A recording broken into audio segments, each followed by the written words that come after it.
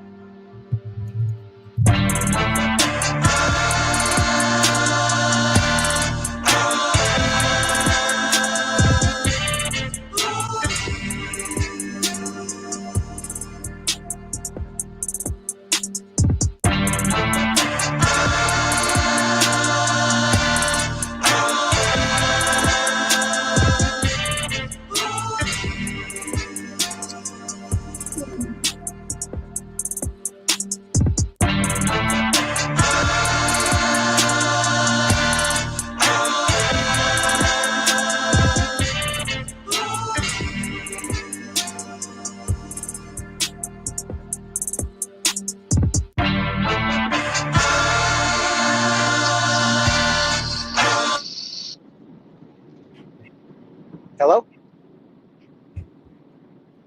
Y'all know I be having to get those free spins in first. I have to get those free spins in first. I appreciate y'all as always for allowing me to pad my record sales and my beat sales because a lot of people don't be listening to it for real. But I be stealing streams. But it is what it is. Can y'all hear me? You good? Yeah. What going Can on, y'all Fraser? Turn that what's up, raggedy man? shit off. We Where you already going? hear feedback. Like we ain't even got. Watch this. Just watch. Just watch. I bet y'all. Who want to bet is Fraser? Let me just hit mute. Let me hit mute one second. Let me just see what happens. That ain't Let me see what happened. Let me see what happened. You had 6 months to get your shit together. You done had a whole off season to get your damn microphone and echo and shit together. And the minute we come on here, we got the white man with the perfect background. Happy Thanksgiving. You know what I'm saying? We got James Carter coming in with the perfect setup, got his hats in the back, everything ready to go. And here you come. You know what it is, Fraser? You know what? I think I don't figure it out. I think I don't figure it out. What I think I that don't is? figure it out first. I think I don't figure it out. You just don't give a damn. You don't give a damn. You ain't got no respect for nobody else. You ain't got no respect for the listeners. You ain't got no respect for the people on the podcast. You just like, you Now, know what? Damn it. If it gonna be what it is, it's gonna be what it is. now, Nope. Ray, that's not true. That's not true. I knew we Eugene, was coming Eugene, on. let me I say knew it we for was coming Eugene. back. Mm-hmm. Huh? Mm-hmm. I knew we was coming back, so I got to give the people what they want. That's why I'm in the car. Well, I mean, that is what the This, people want now. I can't this lie. where it You all give them what you started, in want. the car. It's where it all started at. You right. You was 100% correct. And that's what they saying. You back in the car again. Well, Back in the car again. if I didn't have traffic, I'd be sitting next to you. Mm. Well, how far out is you? Shit, I don't know, about 2 hours, 3 hours. What Oh the? shit! By the time we get done the show, you'll be walking in. Shit. No, we still be on. Yeah. I guess you got. Yeah. I guess you got a point. I We, guess you we, got a we still strong be point on. right We'll there. still be on. Yeah, I Cause I forgot know about Coach that Lester part. got a lot to get off his chest. A lot, a A lot. lot. I'm gonna tell y'all like this here. Coach Lester done sent me a message at least once every 3 weeks. Oh, we want to do a show? I'm like, Coach, it's the off season. I got some shit to say. We know you do, Mad Dog. We that's why we not going on. We're gonna wait it out. So when we do, you can let these people in. You can let them hear everything you got to say. Cole Lester, Well, what's going on, baby? Happy Thanksgiving, man. How you doing? How you been? Doing just fine.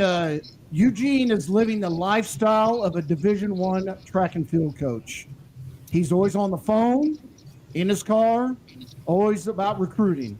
So I can hear what he's going through right now. Just got out of what he practice, said.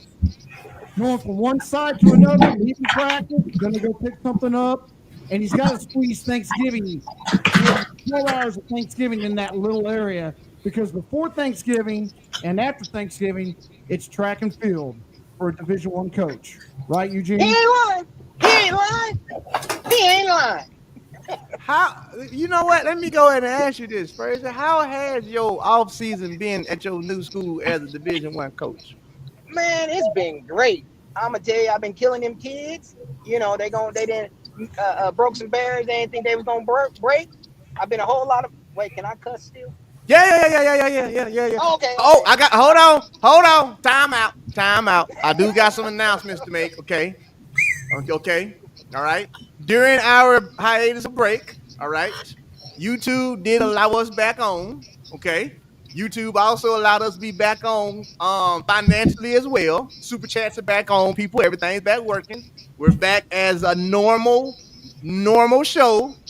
So there are some things that we can't do so that we don't get suspended again and not be able to make money from YouTube. And the things that we can't do is give a damn. Because we still don't give a damn. They're going to kick us off next week. I don't give a damn. Tell them to send me no whole list. Find some. Make sure you don't do this and make sure you don't show this. Man, the hell with y'all. Our show going to be our show, damn it. But the only thing we really can't do is we just can't show anything track and field. Period. Point blank. Can't show nothing. Oh, Okay.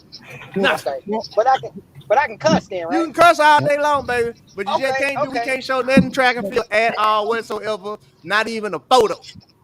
Oh, okay, Yeah, okay, we okay. on hard So strike. it's been going good at my school. I've been killing the kids. I've been a whole lot of motherfuckers, but that's okay. Mm, I'm gonna be that. mm. What Hop say? You been a sack full of them, huh? I've been a sack full of motherfuckers. This motherfucker gave me this. God damn it, I'm tired. But it's been going good. We got our first meet next weekend with some of our better kids up in Boston, and then we got another meet the following weekend at Colorado Springs. So we're gonna see what the fall really been about. But it's been good though. Been Okay. good.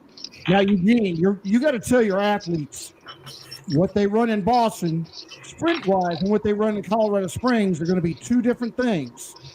because of altitude. Well, make sure they Right. know that because they're going to run X time here, and then the next week, I think, isn't Colorado Springs, isn't that an oversized track? You know what? I'm not sure. I've never been there. Yeah, I ran there 30 years ago. So, make sure your kids know when they go to, Colorado Springs, they run 46.5 in the 400, and they come back after break and run on a smaller track, and they run 47.8 and not get all butt hurt and realize, hey, guys, we're running at altitude. Altitude is your friend when it comes to sprinting. So, you got to tell young people, hey, there's a difference here between altitude times and non-altitude times. I'm just gonna get in their ass because they supposed to run the same thing either way. So if they don't, we got problems. I'm just gonna get in their ass. God damn it! Why are we running slow? And Ray, you have a pronoun problem when it comes to YouTube. It's not we that get in trouble; it's you that gets us in trouble. When the check come, I want you to remember that too. Okay, that's fine. Ain't no we no more. Hey, easy now, because Les is speaking for himself. He going out there. He out there on his own. Speaking for the masses. We make it big now. I want you to remember that. All you were saying it was all me, baby. You said it was not us. What you talking about? It ain't you. It's us.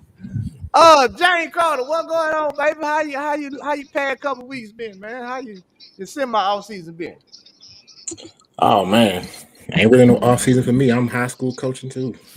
Yeah, I didn't think it was. So I wanted to acknowledge it though and make sure that you understood you was part of the family. Yeah. We just had a little time trial earlier this week. Mm-hmm. Pretty good. I had a lot of kids. We had a 300-meter time trial. There you go. Had quite a few kids run faster in the time trial than they ever ran in their life before. So it's a small steps. Yeah, we got a junior young lady out there ran 41. A couple freshmen running 43. Hey, Coach Lamont froze, or he just posing like that? Is he froze? No, he ain't froze. He was just posing like that. I'm gonna get on his head hard. Go ahead, Jane. Go ahead and finish. Yeah, man. We gearing up. Next weekend is our first meet, so we gonna see what we doing. Get some competition for the first time this year for the indoor season. Wait, what you mean? First meet? First meet, yes. First competition. First indoor races is coming up on the 7th of December. Yes. Everybody live on the 7th. We get it. We get it in down here. Yes, sir. I see that. Yeah. Coach Lamont, what going on, baby? What's the deal, man? Happy Thanksgiving and all that fine stuff. How you doing there, sir? Hello? Yeah, he was literally posing like he on Jet Magazine. Like, I was like, does he know that we on? Like, what's going on? Like, is it not working? Like, what's he got going on over there? You and Frazier, I tell you, 4 months y'all been off, and you let y'all off for 4 months, and now you back rookies again. Well, I tell you, leave it to the two college coaches too. Leave it to the two college coaches. I'm gonna blame it on the kids. Then I'm gonna say the kids. Hey! First of all, shout out to Mike. That's our brother. Hey, you know what? I want to take these 30 seconds while he picking his stuff out to give Mike a shout out. You know what? Mike is probably the only podcaster in track and field that unanimously everybody respect. Meaning like everybody. Like you're not gonna find a single person that's gonna say anything bad about Mike.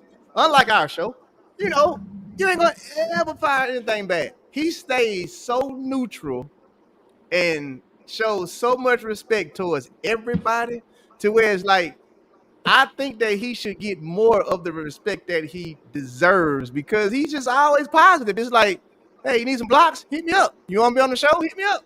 You know what I'm saying? Like, and no matter what the conversation is, whatever the conversation is about, whether it's an argument, whether it's a disagreement in track and field, he always plays this field like, hey, I'm just gonna sit back. I don't want to ruffle no feathers. I don't know how he gonna even eat turkey tomorrow because he don't like even ruffling no feathers. But shout out, man! If y'all don't know Mike, man, go follow that man's podcast channel. Go follow everything he do. I'm telling y'all, he do more than just sell track equipment, and he sells some really good shit too. Like some really good. Unlike this dude, what he be selling. Man, listen, let me tell y'all. You already know what I'm selling. If y'all need it, just come holler at me. Stop playing.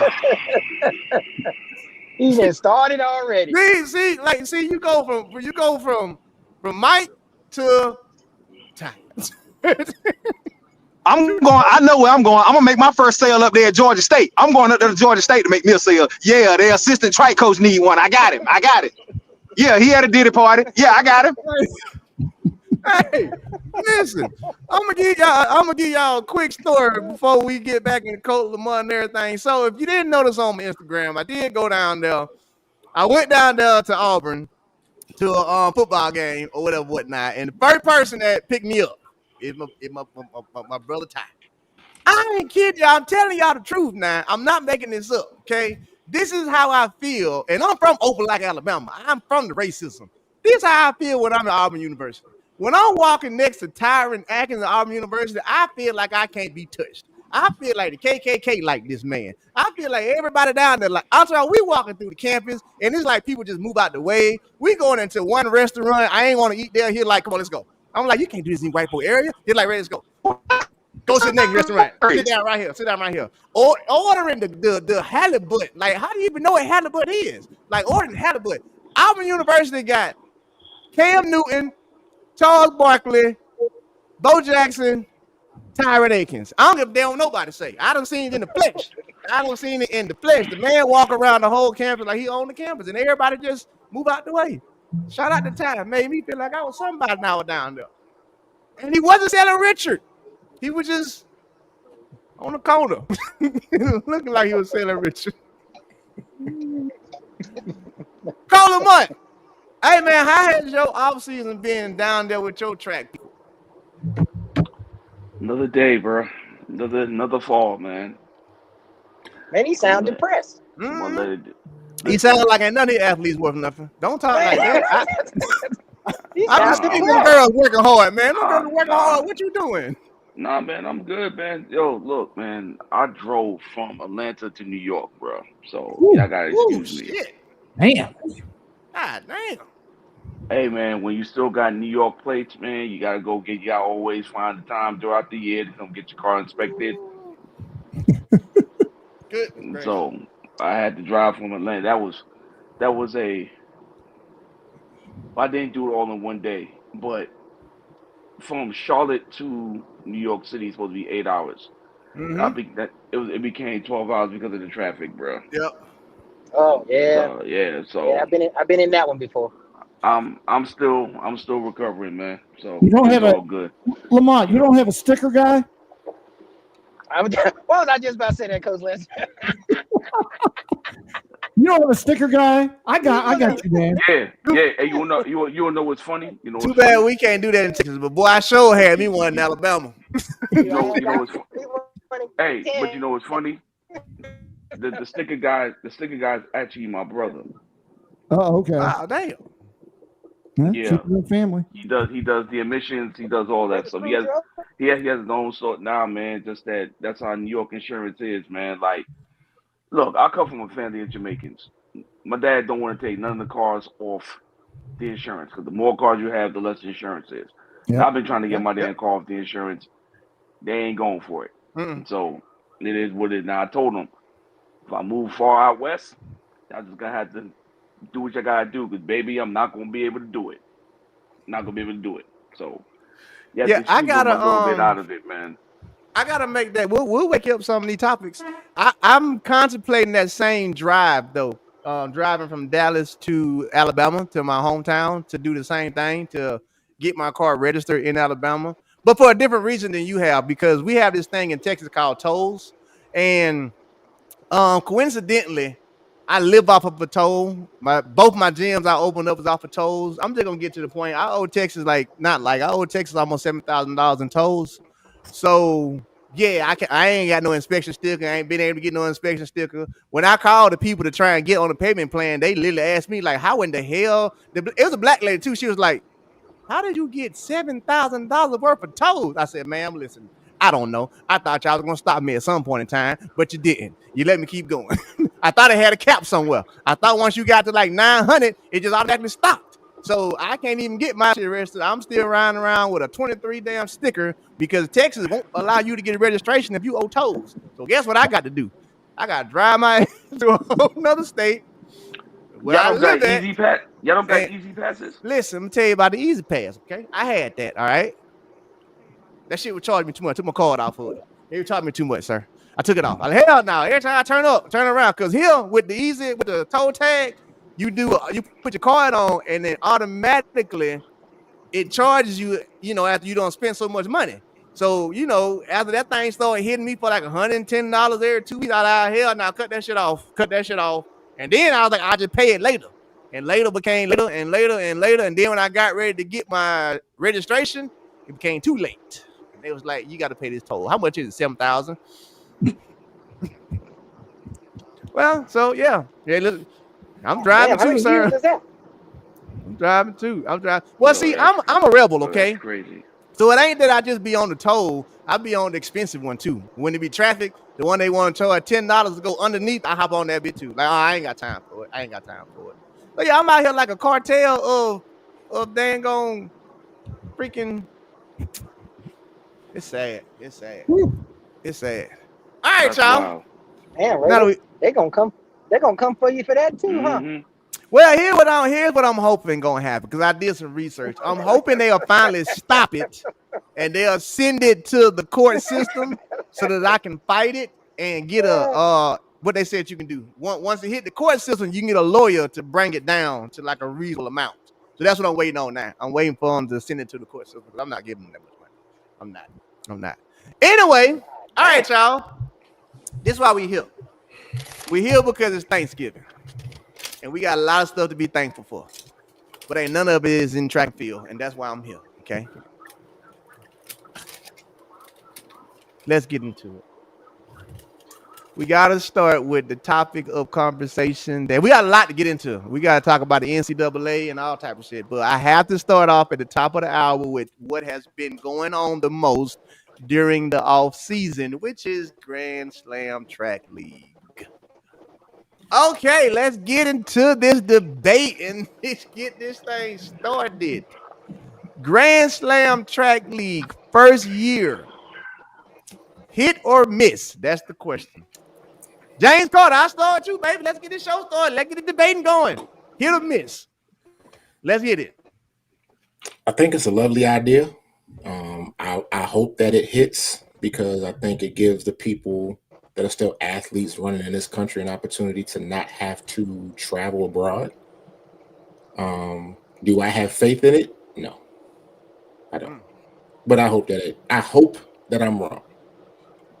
Straight like that. Okay. All right. Go Lester, hit or miss.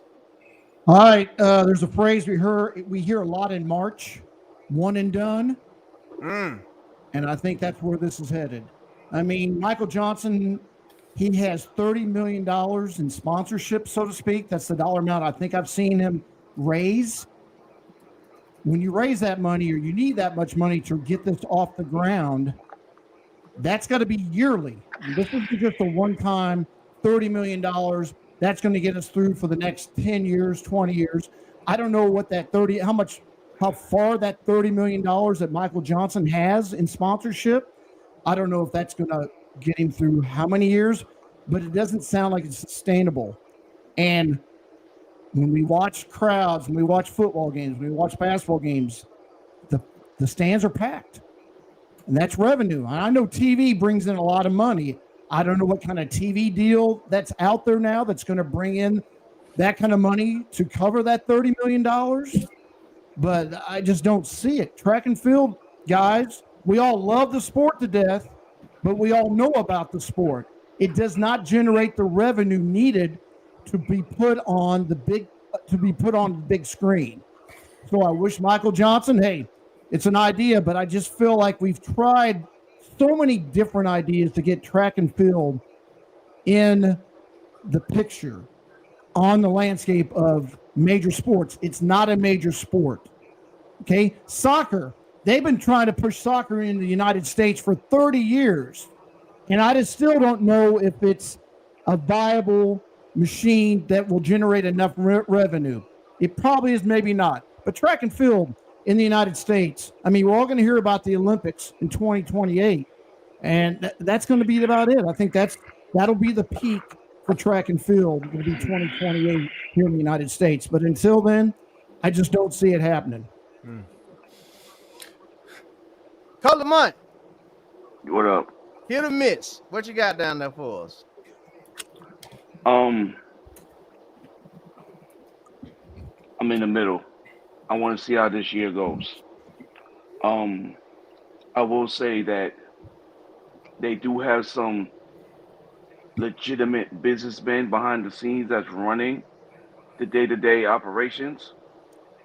That's a plus. But the biggest issue with track and field now is that too many of these agents who were like Don King, did prison stints and come out, and all of a sudden they think they're agents. It's been ruining the sport. I'm gonna take a wait and see approach after year one. Then we're gonna see. The other part that I struggle with is the timing. I think if Grand Slam would have came during the off year when it finally comes back around, I think it would have been a really good concept. But like I said, I'm gonna take the wait and see approach. Wait, what Chris Corset saying to me?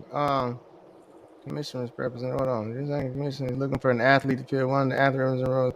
Oh, I just got this big email and I'm gonna go back to it. So, USA Track and Field Athletes Commission representative 10-year plus board nominations. The USA Track and Field Athletes Commission is looking for an athlete to fill one of the athlete representative roles on the USA Track and Field Board of Directors. The USA Track and Field AC is looking for committed athletes to be involved and uphold the athlete voice in this role. Attached, you will find a detailed description of the role along with the eligibility language, gender requirement, estimated time commitments, and the term length.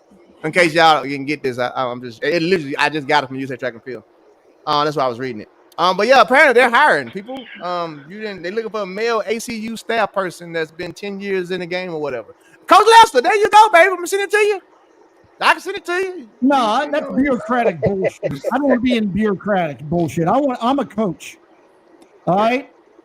So I'm not going to be around a bunch of fat cats that don't know a damn thing. Because Lester said, I'm shooting in the middle.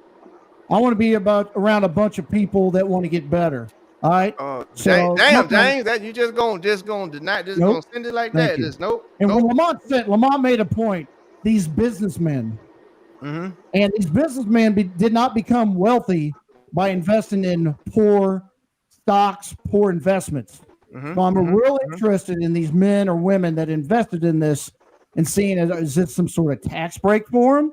Mm-hmm. You know, I'm just interested in where all this money that Michael Johnson, who invested, who are these investors?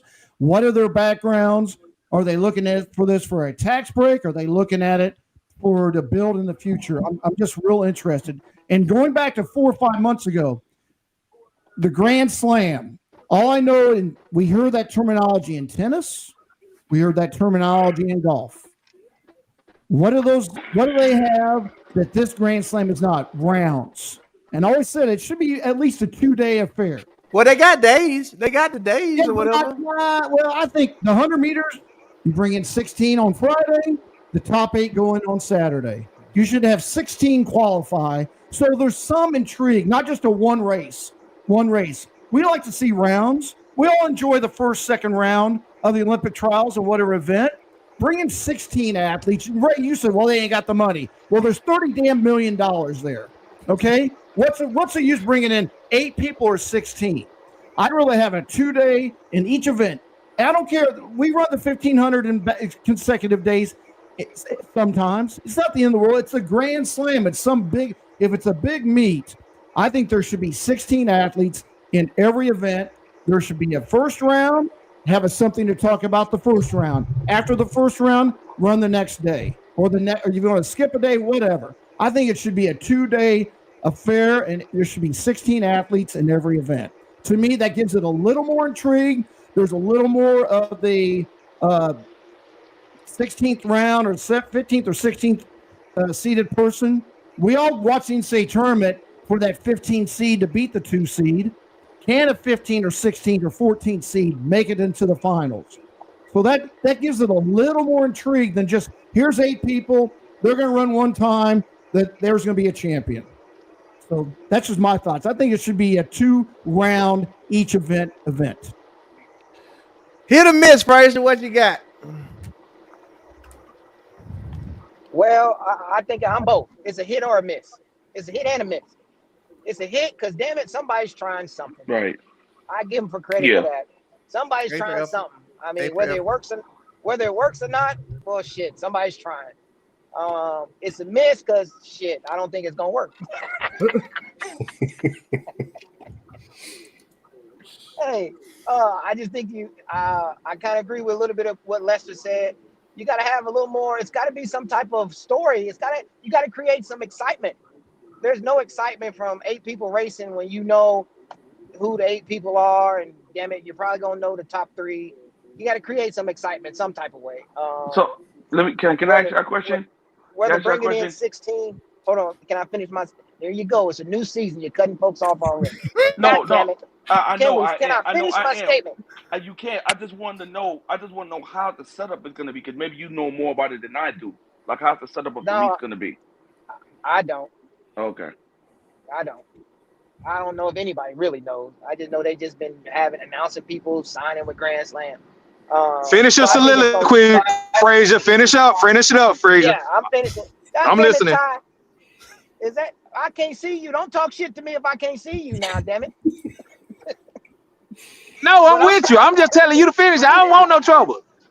Okay. I thought you starting off this season with trouble. But no, I'm done. I just think it's a little bit of both. It's gonna be hit or miss because you're not creating no excitement. I don't see any excitement being created right now. But damn it, somebody's trying something, so you never know. Okay. Ty, what you got for us down there? Hit or miss Grand Slam? I think it's gonna miss because, again, the excitement. We live in a society now where you gotta have our attention. You gotta have the build up. You gotta have all of that. And I don't know if this got it. I think it's just another track meet that's at the same venues that it's been at before, and so I don't know if it's gonna be a hit. I think I'm glad that they doing somebody trying to do something, but I if you want to get my attention, let's put a runway in the mall or something, like do something that's people like, oh shit, like this is gonna be like we gonna tap into this. I think we just running a track meet at the same venues, and a watered down Super Grand Prix or Golden League. The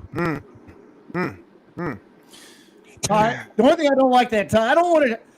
What you just said about running in the mall. Is that what our sports come down to? We got to trick it up. Do we got to Logan Paul it to get excitement? Yeah. Yes, because I'm gonna tell you why. Because only people that like watching this shit is track fans. There you go. I want to do whatever we can do to pull in your non-track fan, just your sport fan, because apparently what we doing now ain't pulling them in. And the only way we can grow the sport is to pull in your non-track fan.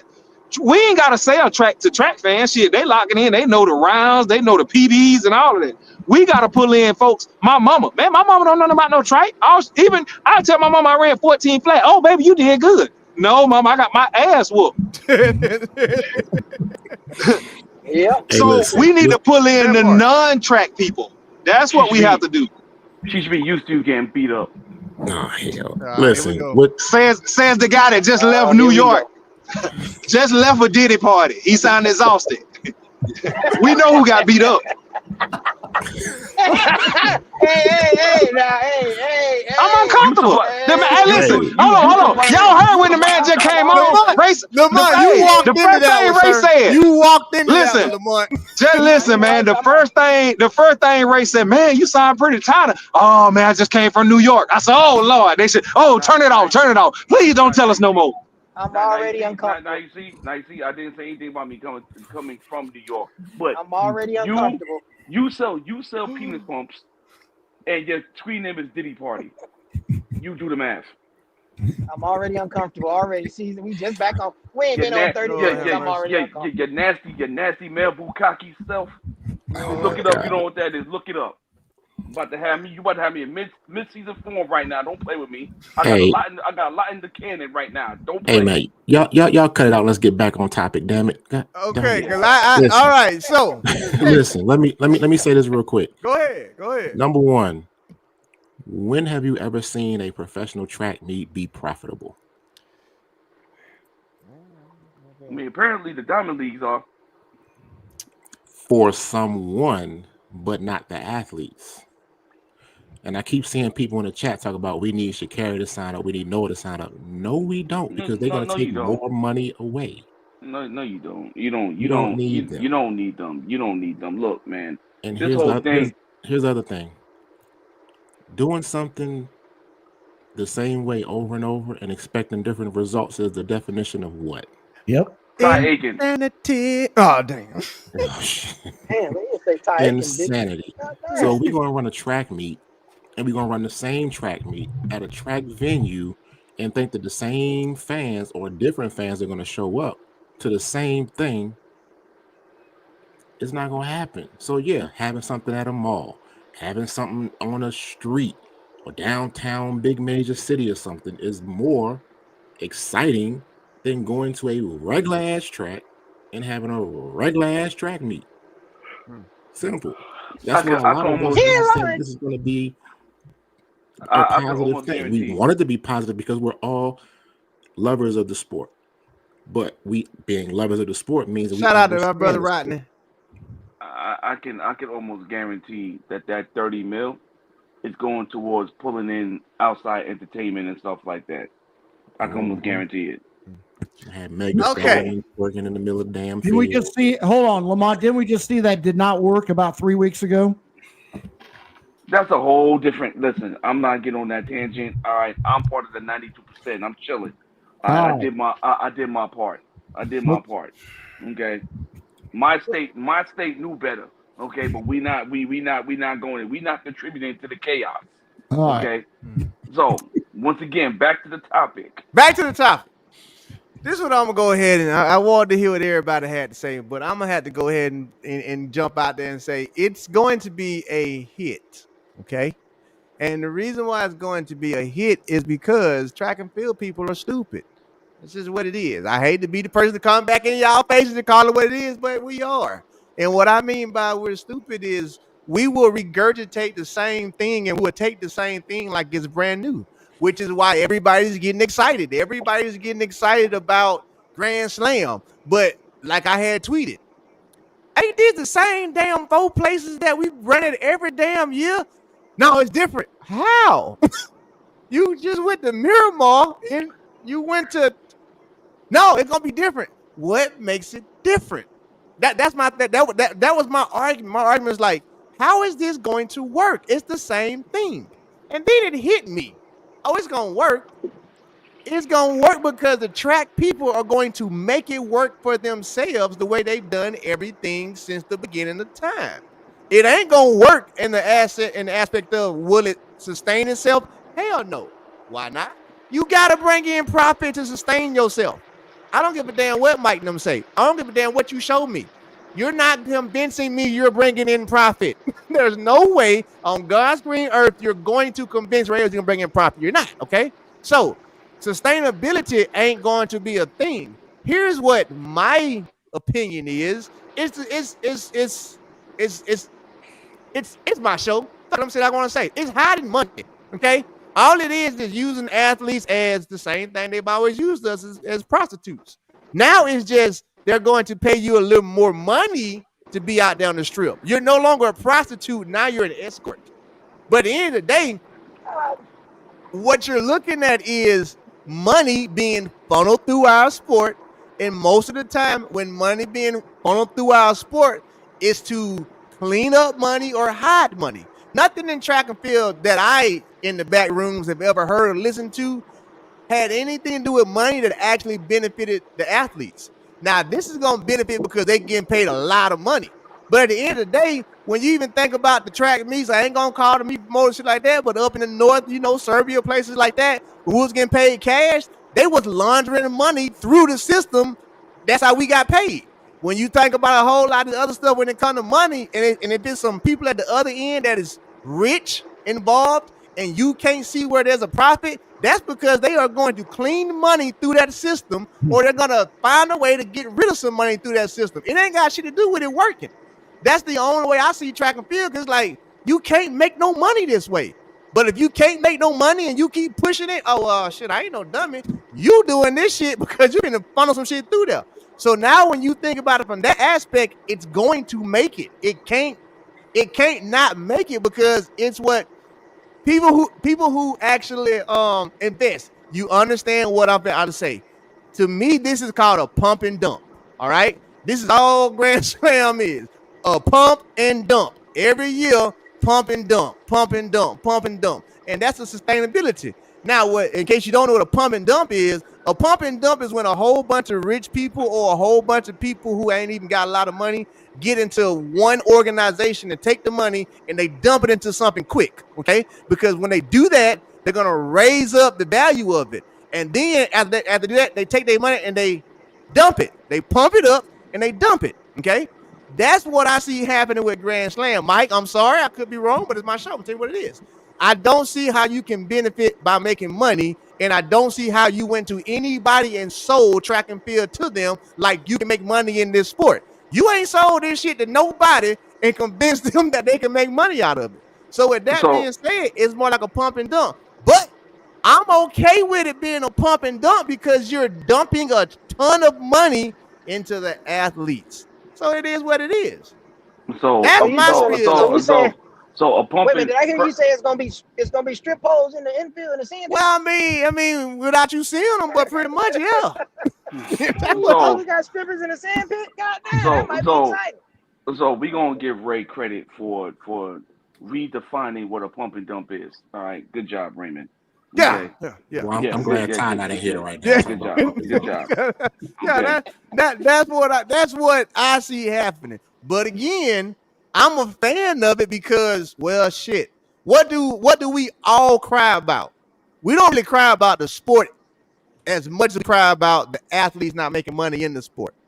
Well, as long as the athletes are making their ends meet, meaning a lot of money off of this, I'm for it. Shit, keep it going. Yeah, because you can't convince me you're doing this to profit the sport. There's no way you're gonna do that because nobody from the outside is gonna watch this shit. Nobody from the outside gonna watch it. That's why it's like you ain't unless you plan on doing some different shit that you ain't told us to attract the outside world. You know.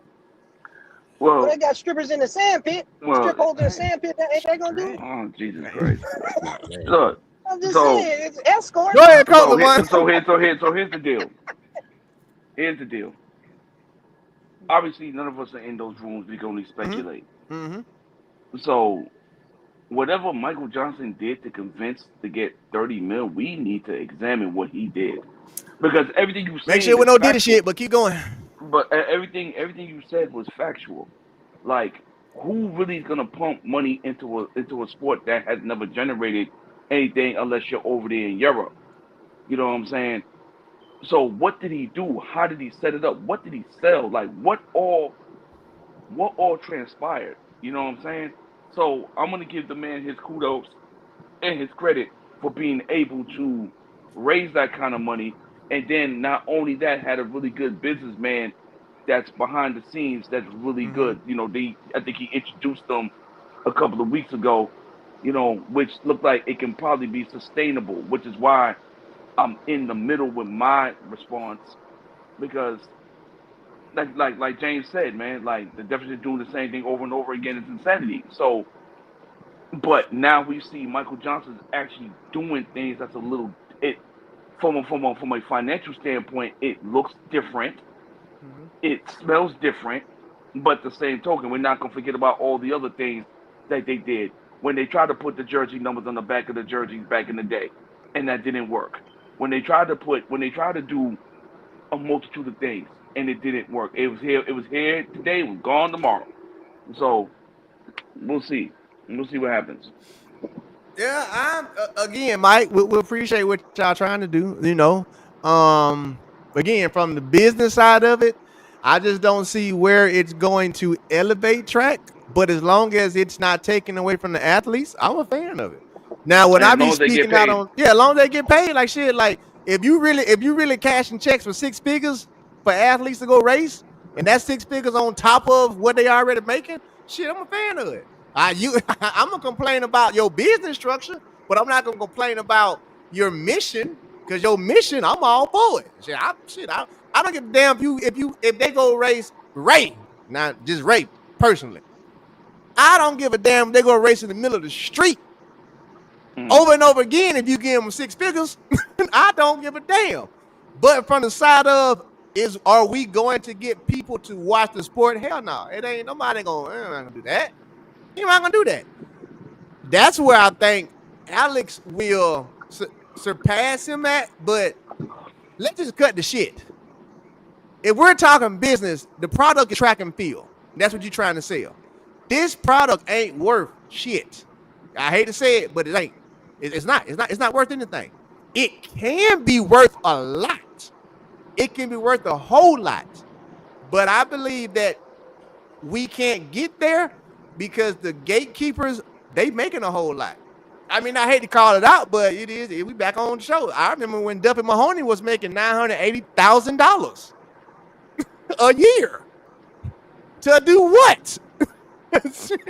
Hand out, So hand out that, hand Say out that no. per diem. exactly. So it's like, what do we like? Come on, like at that point, if nobody on the top is being affected and their money is good, then there's never going to be a need to actually bring the outside world in. What So this that's needs, just. what this sport needs is more rivalries. What is the biggest? What's our biggest rivalry now in Mm-mm. track and field? Name me an We don't event. need rivalry. We need fake stuff. We need scripts. Okay. Well, I don't know I'm about learning that. that. I'm Name learning that from the Shane. Mike Tyson, Jake Paul. That shit was hella scripted, but I watched Yep. it. And I You know paid to what? watch a script. You know what the biggest rival is right now? Noah versus the fans. No, Bruh. no, no, no, no, no, no, no, no. Let me correct that. Noah versus the real world. That's the rivalry. Okay, Yeah, yeah, not the word is Listen, different. fans. Okay, yeah, Noah yeah. versus listen.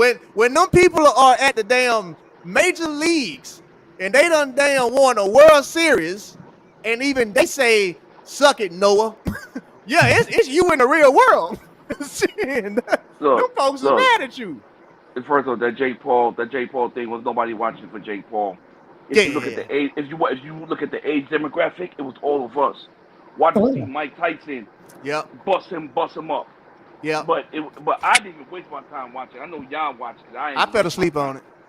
I I ain't didn't gonna waste lie. my time. I was pop on that night. I fell asleep on the couch. I woke up when they was doing the talking to each other at the end of it all night. So I said, "Shit, I missed the fight." The best part of it was the two women fighting, gentlemen. Woo! That damn Yeah. women fight, boy. That That was shit Yeah, was that off good. the women fight was chain, good. man. He I ain't said, lying. rewind. I watched that one now. I ain't fall asleep on that. Who But were if the you watch fighters? their last fight, I watched their last fight. Oh, that's how. Simon. That's how them girls fight. Like when they get in the Yeah. ring together. When the minute they start going blow for blow, it's on for the rest of the fight. They ain't blocking. They ain't doing nothing. It's on. But they had a rivalry between one another that we Who didn't know, maybe know about it, but they knew about who it amongst themselves. But if we could have Kashane and Noah race 8 times a year and kind of go back and forth, that would draw some buzz for Not outside the John C. sport. Pepper. it won't be no rivalry Not between outside the Shane. sport.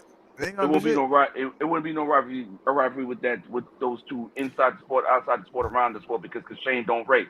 I know, I Watch this know. right here. Watch this right here. I hate to cut y'all, but I gotta cut y'all off because this is a true story. This shit really literally just happened. See my hair? I just got my hair done, right?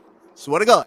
I just got my hair done and I'm in the chair, and the lady that does my hair, she's watching Shannon Sharp, right? And then she was like, "Yeah, he just had I am Speed on the show." And then she was like, "Yeah, I am Speed be trying to race everybody." And she was like, "He raced one of your friends. Don't you know that Noah dude?" And I'm sitting here in the chair like, see, at the end of the day, that's the shit that we gotta do because this lady is hood, South Dallas, damn gold teeth, everything to do my hair. And she only knew about Noah in track and field because he raced a content creator. So I hear what you're saying, Coach Lester, but no. A rivalry between like a Noah and a content creator is worth 100 times more than a rivalry between Noah and Kashane. That's some shit track want to see. But the outside people, they know Noah from shit like that. Like she literally told me, she was like, he raced the no, she didn't. She was talking about I Am Speed, but because she was talking about him, she knows about Noah Lyles, and it ain't the Olympics, no shit like that. But you gotta think about the source, Ray. You just said gold teeth. Yeah, I'm in the hood. I'm in the hood. Right, Get my exactly. done. You know, all they do is do here, smoke hookah, and be on social media all damn day. That's it. Okay? That's it. That's it. That's it. But I'm good without it. But those people are the people that can become a fan base. Whether we like it or not, Noah has a fan base now in the hood. She don't know the corny Noah. She has no clue. Why? Because she don't watch track and field. All she know is the Noah Lyles, who is the Olympian that just raced I Am Speed. That's it. That's it. So now she's a Noah. I ain't gonna say Noah Lyles fan, but she knows of Noah Lyles in track and field. If we could get those people involved into the sport, then again, now we can start talking about being more of household names and shit like that. But call it what you want to. Noah is a household name, not because of track and field. He's a household name because of what everybody in the real world thinks and says about him. That's it. Whether good or bad, everybody knows Noah Lyles from one way or another. Yeah, I'm sorry. I Show Speed. Whether it's I Show Speed or somebody else, the regular people know of this person because of that. Because they forgot about the Olympics. That shit over with. But they ain't gonna forget about I Show Speed because they watch him all the time. You know what I need to have the I Show Speed? You know what I need to have it to him again? I need him to be in the WWE and get RKO'd out of nowhere like he did last time. He get on my damn nerves. His face, everything just irritates my soul. I'm sorry, I'm in New York, so you know I got New York aggression right now. I see that. Everything about him just irritates me right now. We see that. Anyway, we see that. I like I Show Speed, man. I like him. I like him. You know, because he first of all, one of my daughter put me on to him. You know, and then he a huge soccer fan and stuff like that. And I like him because he has a entrepreneur mindset, just like the other podcast kid, Kanat. What's his name? Y'all know in the chat. Kanat. You talking about the guy that's always yelling? Yeah. What's Kanat? What is his name? Damn it. He another one. Yeah, he another one I want to see get RKO. He's another one. I like him though. I like both of them. I like yeah, that's it. Yeah. Appreciate it, Mike. I like Kai, and I like I Show Speed.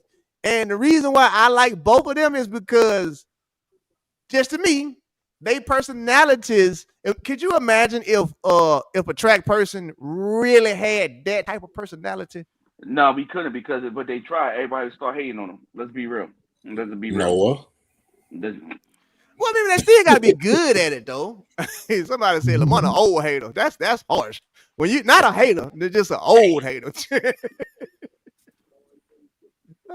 Yep, I'm that get off my lawn dude. That's what I am. I finally embraced it. Ray embraced being a grandfather. I've embraced get off my lawn. I'm that guy. So that would be like Kai, what Mike just said. Kai has 155,000 people watching him on Twitch right now. Yep. So it's like if we could get them people to merge with our world, it don't matter. Those are what we call numbers, baby. I don't give a damn what you doing. Shit, those are numbers. Shit. Yeah, and most time he ain't really doing nothing. Hell, he just putting up numbers. That's it. He just sitting there. He doing what we doing. Yep. But just real animated with it. You know what I'm saying? So that's why all these kids are weird today, bro. Like, hey, look here. I'm trying to tell you. I guess. What they say. That's what Dante say. That's more than a TV network.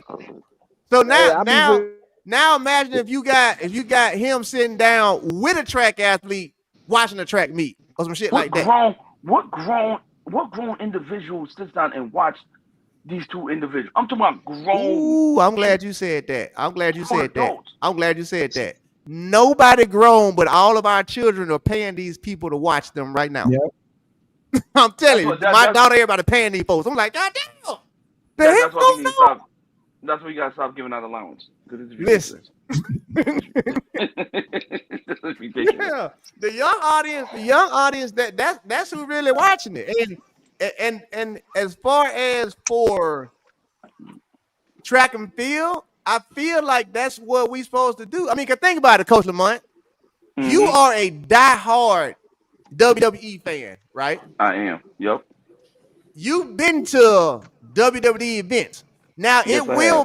it will be a mixture of old, and young, but you do see a lot of young people in there. Hmm. And that's the same thing about it. It's like pretty much your money gonna come from the young people. It ain't gonna come from us old heads because we ain't gonna see no value in shit unless it's my bill. Okay, I see value in my lights. I see value in my gas in my car. I see value in these groceries. I don't see no value in none of that extra shit. But we will see value in it if we got to take our kids there too. And that's the thing. But here's that's the thing though. We've got to be able to adapt to the new generation. We all are a certain age demographic, and the people that are running things are a certain age demographic. If you don't adapt to the new generation, you're not gonna ever make any money. So you've got to do what attracts them in order to get them to spend their money. And if you don't do that, they just Or gonna make them spend our money. yeah. Well, same difference, same difference. And that's where we're falling short at is because we get stuck in our ways. We're stubborn. We want to be the get your ass off my lawn guy, but we broke. But the sport is broke. You gotta adapt. You've got to adapt.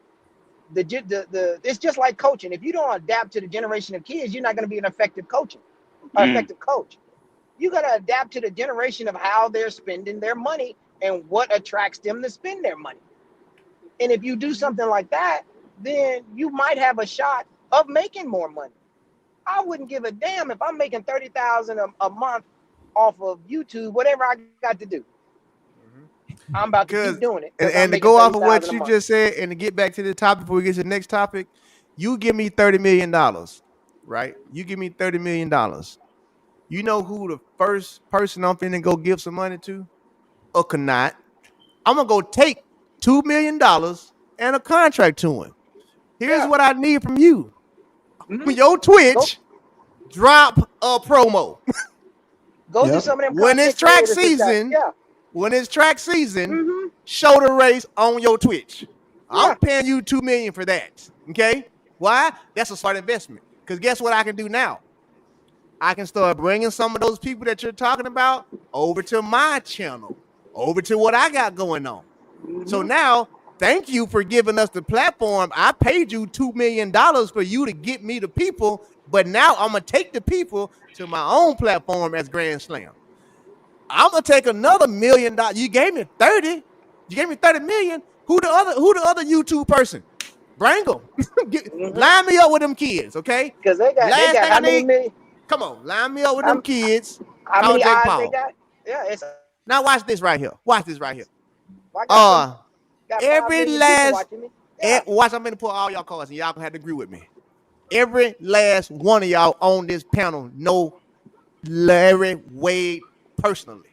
When I Yeah. say personally, every last one of us on this panel know this dude personally.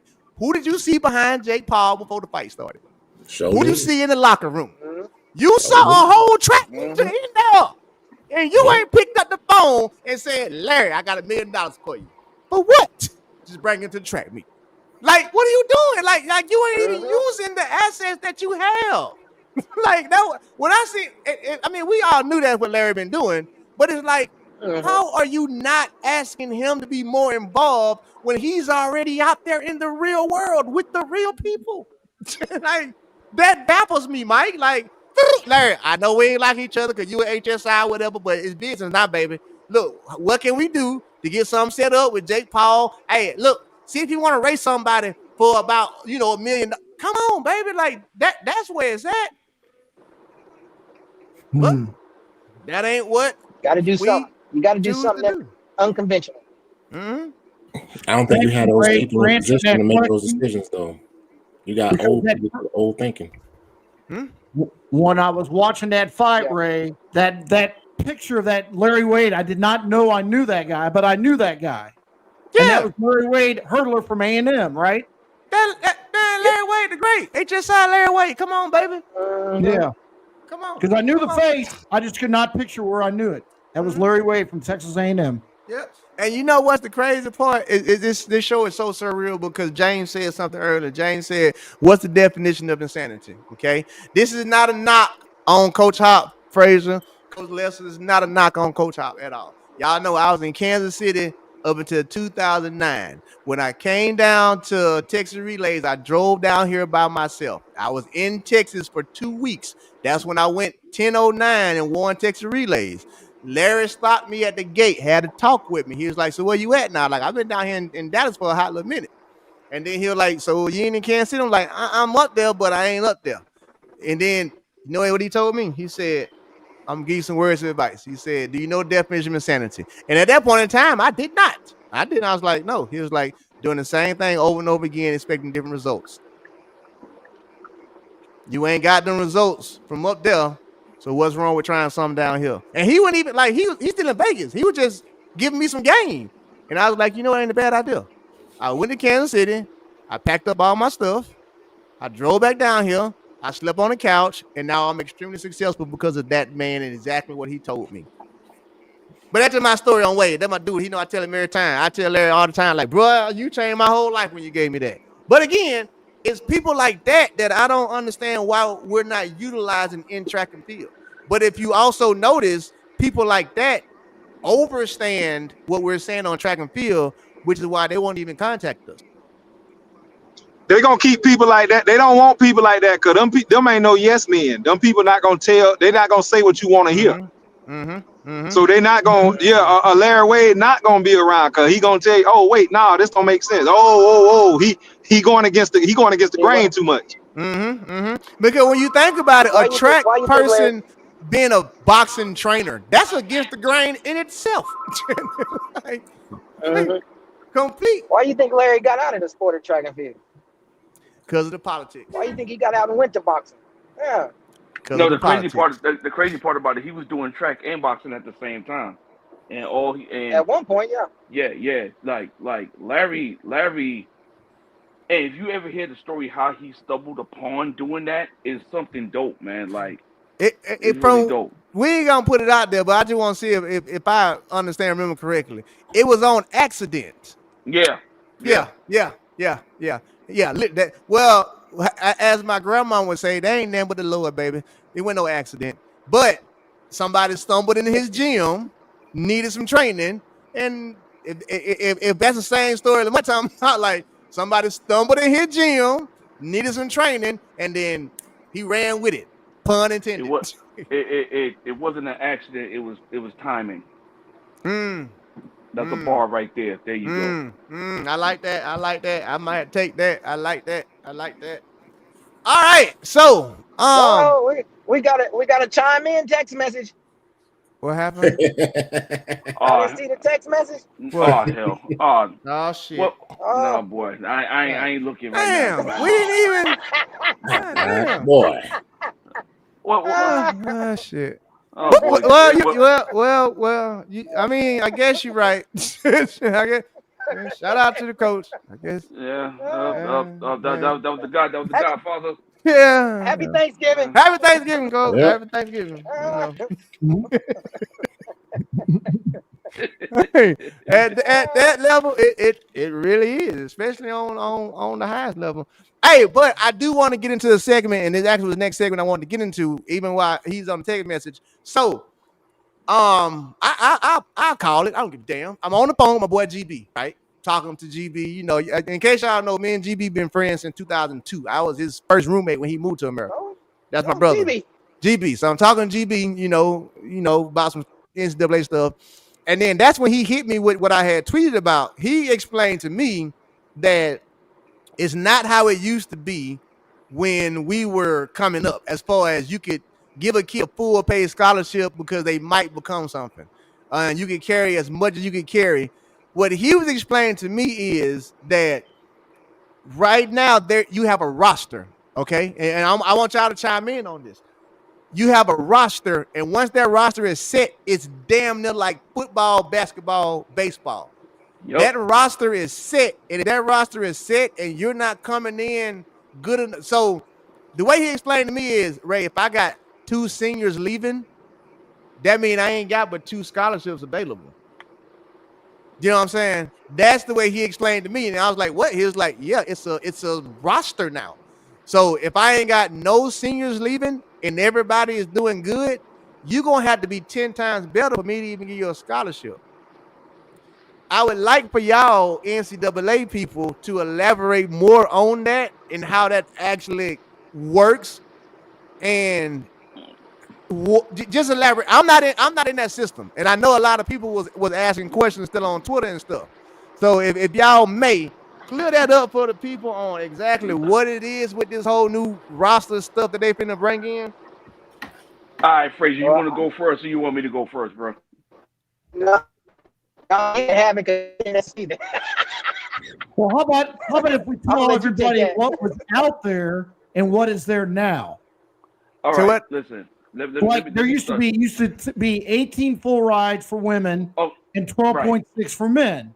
All right. You can have as many people on your track team as possible that you could afford, so to speak. That's the old way. Am I right or wrong, Lamont? Yeah, yeah. There Okay, was no that's Hold the on, way route hold it on, hold system. on, used hold to on, be. hold on, hold on, Hey, hold on. let I'm about to. I'm about to. I'm Hey, about you to. see that? You see that text message? That Yeah, I'm about to call him right now. okay? There ain't no better person to explain this. No better person definitely. to explain this. Let's get him on him. Well, I You want to want make to know sure. anything that go on NCAA track and field? You Lamont, got to call the Godfather, Lamont. Yes. Coach When Holloway. when Black Jesus start talking, don't you How you? interrupt Yeah, him. don't you interrupt him. How Don't you you doing? How you interrupt doing, him. Coach Holloway? How's it going, sir? Happy Thanksgiving. Let's stop acting like you don't know me and treat me like I'm some knucklehead. Y'all speak freely with me as you always do, my friend. Please. We always try to. We always try to give you the most respect. Coach, can you give us some more information on this whole NCAA thing? Because with you being the the transporter guard, and somehow have figured out how to do that. Well, I'm just saying, Coach. I'm just being honest. Like, can you elaborate on this thing for us? Okay, so I mean, Coach Lester is correct. The women used to have 18, the men had 12.6. So the new NCAA rule, the actual rule says 45 and 45, right? And then within each league, people have set roster limits. So within the SEC, you can have 45 women's scholarships and a roster of 45 people. And then for the women's side, and on the men's side, it's 35 and 10. So it's 45 and 17 in cross country for women. It's 35 and 10 for the men. Now understand that if you have somebody on the cross country roster that does track as well, they count towards the 35 on the track roster. Does that make sense? Nope. But keep going. Okay. So you got a roster of 35 men, Okay. right? Any of those people on that roster can be on and cross country only has 10 roster spots. Okay? Okay. So you can have a roster of 10 people for cross country and 35 for track, as long as none of the 10 on cross country run track and field.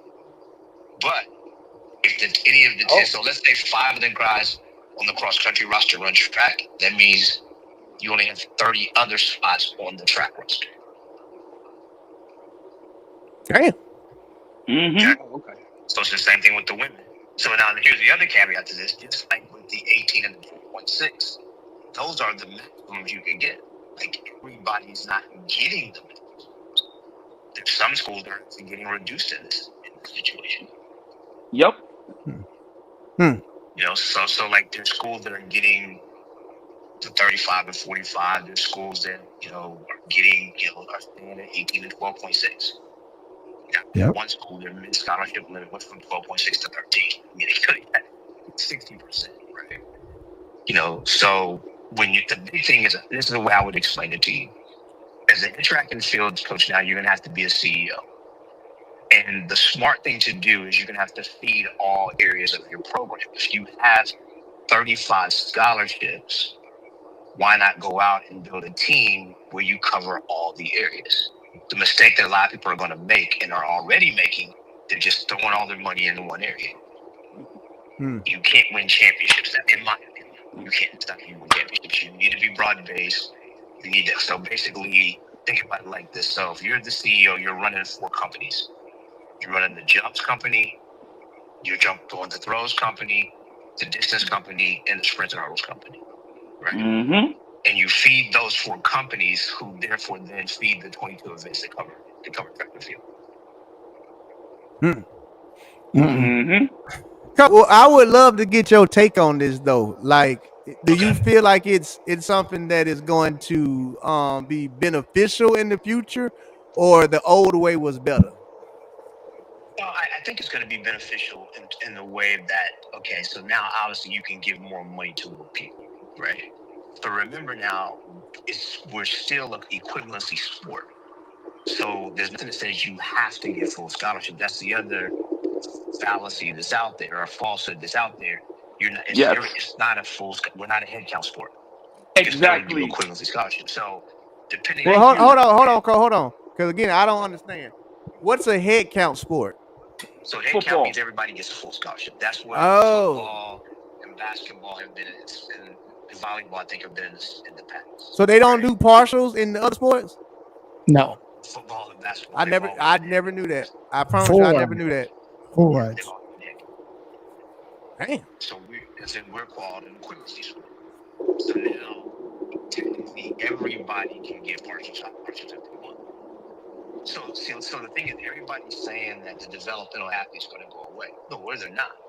It just depends on who's going to be able to take the chance on the developmental athlete. Because if a school still has, let's say a school on the men's side now has 25 scholarships. Fraser, mute up. Go out and give 25 fulls. He gives the fulls to the people he needs to, and he has to have some developmental athletes in there as well. Now, the developmental athlete is going to cost more now because there's more money to go around to the pool of athletes. Does that make sense? Yeah.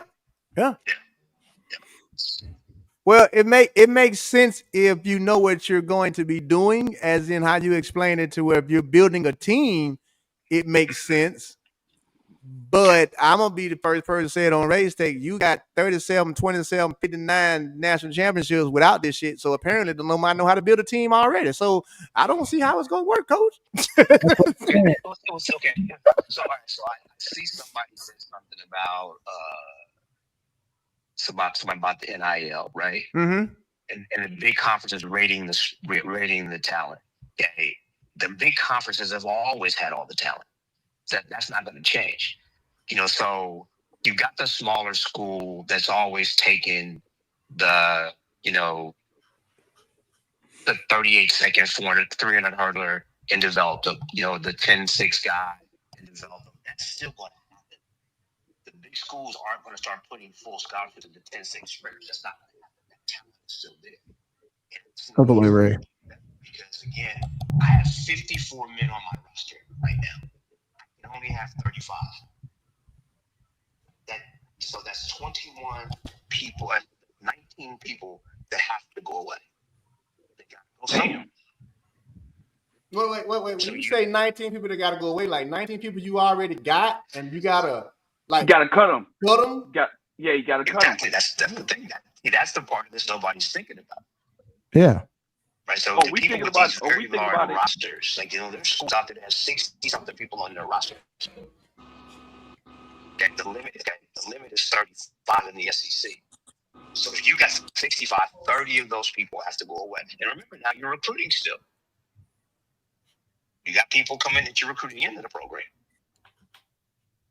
So the conversations that have to be had across the board are now like, hey, this is the limit, and if you're smart, you better set your team down and tell them, a year from now, we look totally differently. So you have to show your worth to the program or you're not going to be here next year. Dang. You can't have It's a the. game changer. And again, what it's going to come down to, everybody's excited about the extra money. And they should be. But if you're not going to sit down and be pragmatic with it and be understanding of the fact that, okay, you can't throw all your money into one event area. You just can't do it. Just not, in my opinion, it's not sensible anyway. Okay. So, if I can understand correctly and sum it up, let me ask this question, because another question that I was trying to get out of GB too before he had to go to practice. So for high school athletes, does that mean that your new most important years are your sophomore year and your junior year versus your senior year? Do you feel like they should understand that now, or? But I mean, hasn't that always been the case? Yeah. We've signed a great number of high school athletes this fall. We signed them off their sophomore and junior marks. It's always been the case. That hasn't changed. See, here's the thing again. Like, shout out to my boy Mo Wells. Go ahead, coach. Yeah. See, everybody's panicking. There's nothing to panic about, right? Okay, like the talent pool hasn't changed. The same number of athletes are still there. The same quality of athletes is still there. You just got to figure out how much money you're willing to spend for. Because the big time athlete is still the big time athlete. But at the end of the day, the days of people having, that, like in my case, the 35 through 54, they're gone. So those people they'll have the ability now to go somewhere else. So basically, what it really has done is it's condensed the roster size of the big schools, like your school, to where, I hate to say it, to where you can't dig as deep come time for nationals. To where I got a sophomore. No. That's not going to change. Okay. That's not going to change because see, it's not going to change the top end. Okay. Right. Okay. Like 14 guys at the national meet last year. I'm still going to have those 14 guys. Now, I actually may have, like maybe 19 now because I've got a little extra money to spend on the top end, right? What it eliminates is, and this is what GB was talking about, like it eliminates the guy that came here out of high school that, was running 154. Now, I had a guy years ago, came out of high school, I saw some potential, I gave him books. He ran 154 in high school, he ran 147. Well, he ran 146 8 year, right? I don't sign that kid anymore. I don't have the roster space, and the money's there, but I don't have the roster space anymore. Yeah, that's what it eliminates. And with the extra money, that's what you're saying is pretty much. I'm trying to sum it up for the slow people out there like me. The extra money is when you have to become that smarter CEO and know where to put that extra money at, because you're gonna have extra money. Right. Because so I'm very blessed and fortunate that I have a staff we can coach just about any event, right? So if to be a good CEO, I'm not going to go out and sign a bunch of quarter milers just because I coached the 400 well, right? I'm going to feed the other coaches in my team, so that we can be successful at the highest level. There's only so many lanes, right? And you know me, I love me some high hurdles, right? Mm-hmm. But let me go out. I'm gonna go outside 8 of them for it. There ain't but 8 lanes, and I'm not the only guy in the country who can coach the hurdles. Bars. Right? You know what I'm saying? See, and that's the problem. Okay, so let's go out and sign a bunch of 100 people, a bunch of 200 people. Do you know how many people in this country at the collegiate level coach those events well? Right? Nobody's dominating that space. That's total arrogance to people to think they can do that, because you're not going to do it. There's too many. I mean, we could sit here and name 10 good sprint coaches, men and women combined, in this country to get it done on a yearly basis. So if you're going to be successful at this, you better sit down And have the coaches on your staff that can coach you, but go get athletes across the board. Well, y'all heard it. But listen, look, let me say this: you can't hear it and you can't get it no better than coming from the winningest track and field coach ever in the game of track and field speed, Florida Gators, Coach Mouse Holloway. So if he's saying it, you can take it to wherever you want to go. Hey, Homework, man. I mean, like at the end of the day, what it comes down to more than anything else is that people have to stop and think about what it's going to do to the landscape of track and field. More importantly, like if you're trying to win, how do you win? And a lot of people, they're not sitting out trying to figure out how to win the national championship. They're trying to figure out how they can build something that's, that's I don't know what they're trying to do.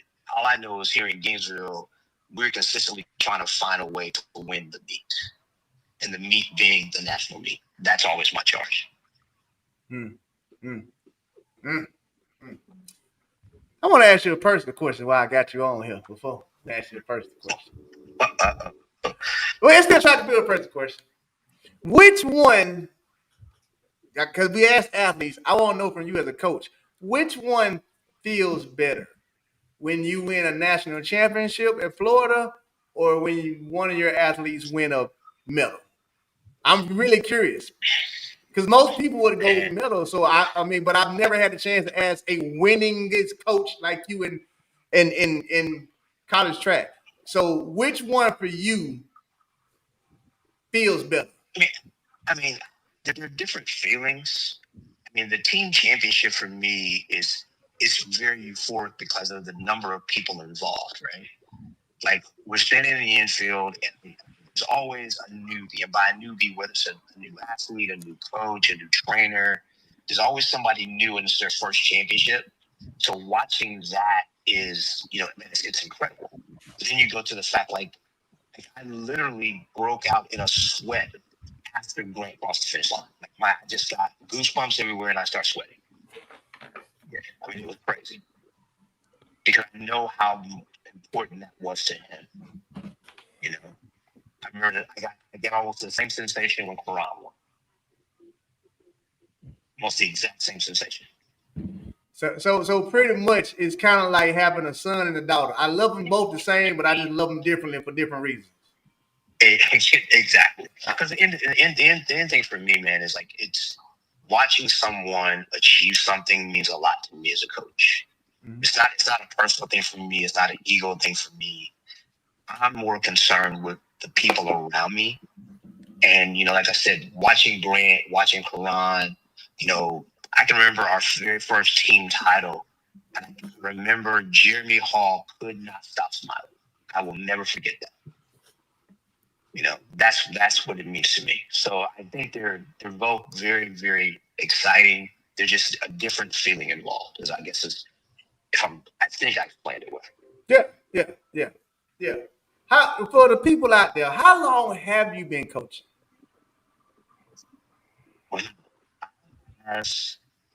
I started as a club coach back in 1982. Goodness gracious, out of you old and shit. I got grandbabies.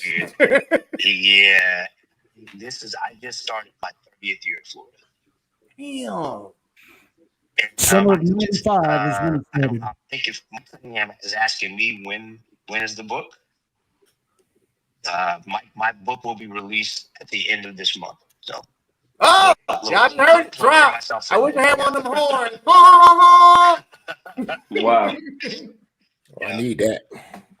I didn't, Mike. You got to stop being like Grand Slam. You got to do a bit of promoting. We didn't even know that you had did this episode, baby. Yeah, it was a shot, real quick shot. We didn't even know you had did the episode. We would love to have watched if you had told us that you did the episode with one of the greatest coaches out there.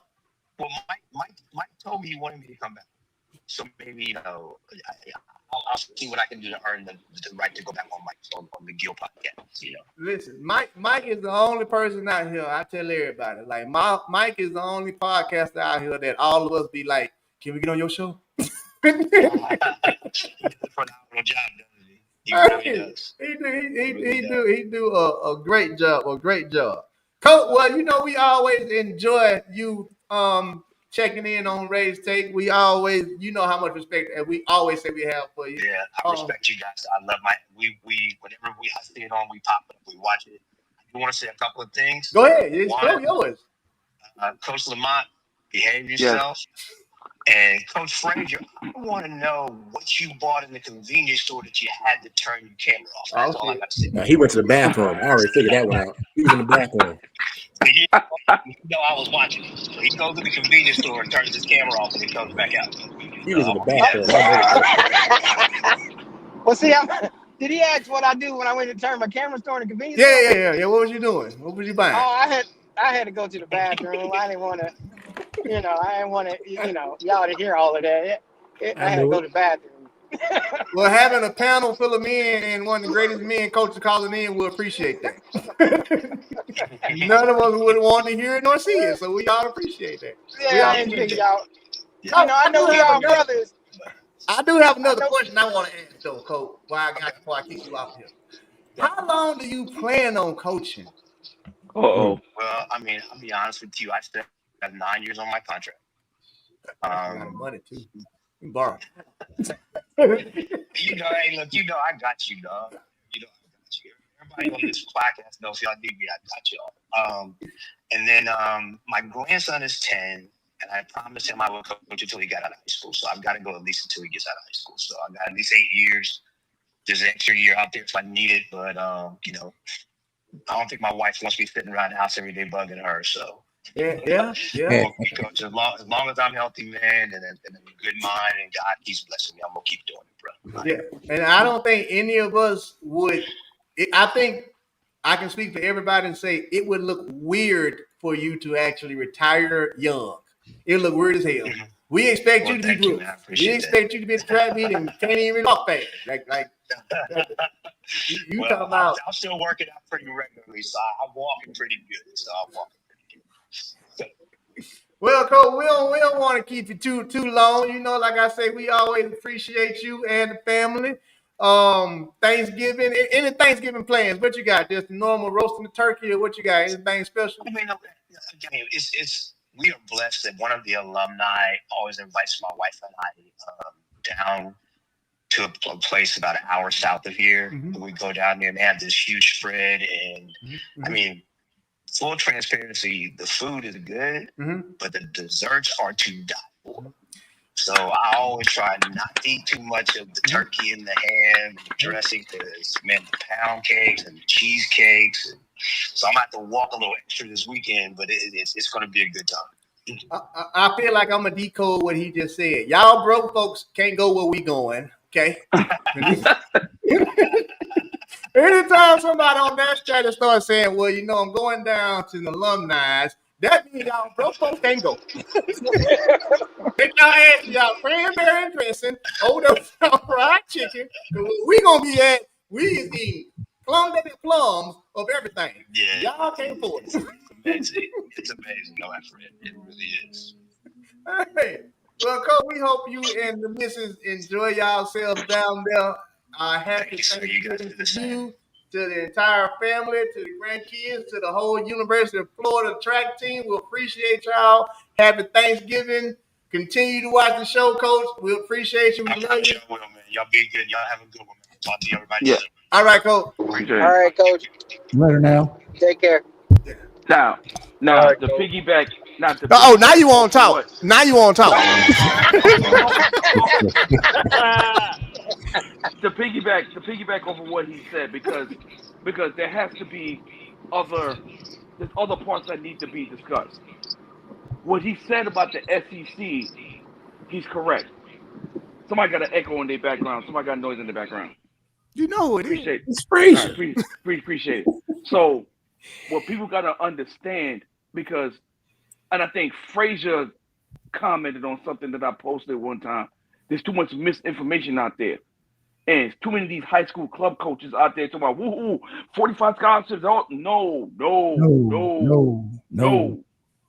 Okay.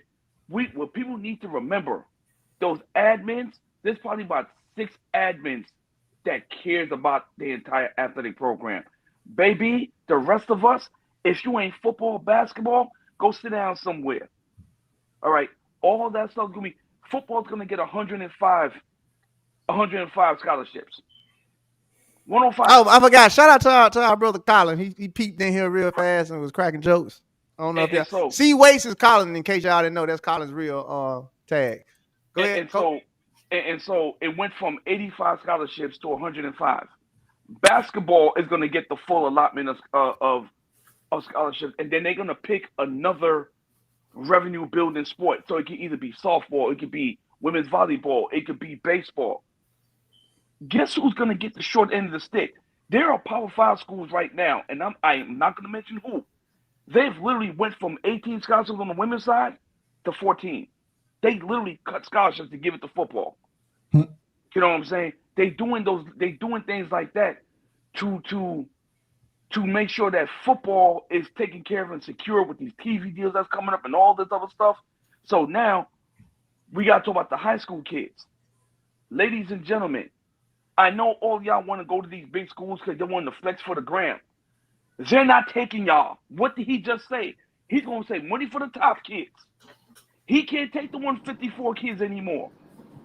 So, baby, and guess what? All that transfer and stuff, guess what you can't do anymore like that as frequently as y'all used to. Because if our conference say, yo, you're only allowed to have a grand total of 30, but you're only allowed to have 10 on cross country, therefore I'm only allowed to have 20 track and field athletes. Mm-mm. So guess what you can't do? You can't be bouncing from school to school and doing all this crazy. Like, you can't do it.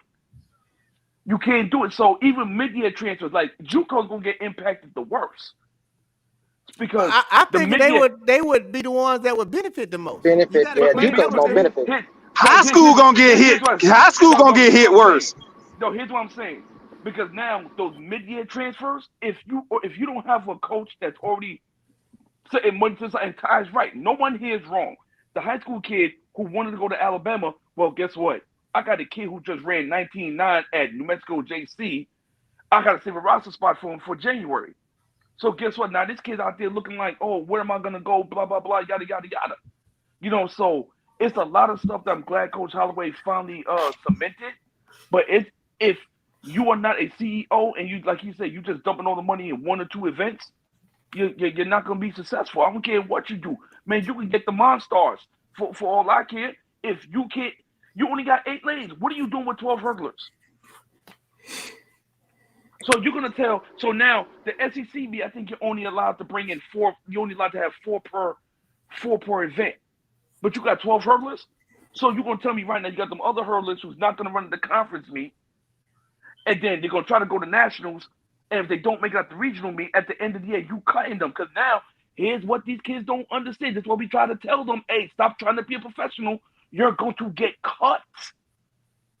We can cut you with no ramifications anymore. No hearings, no nothing.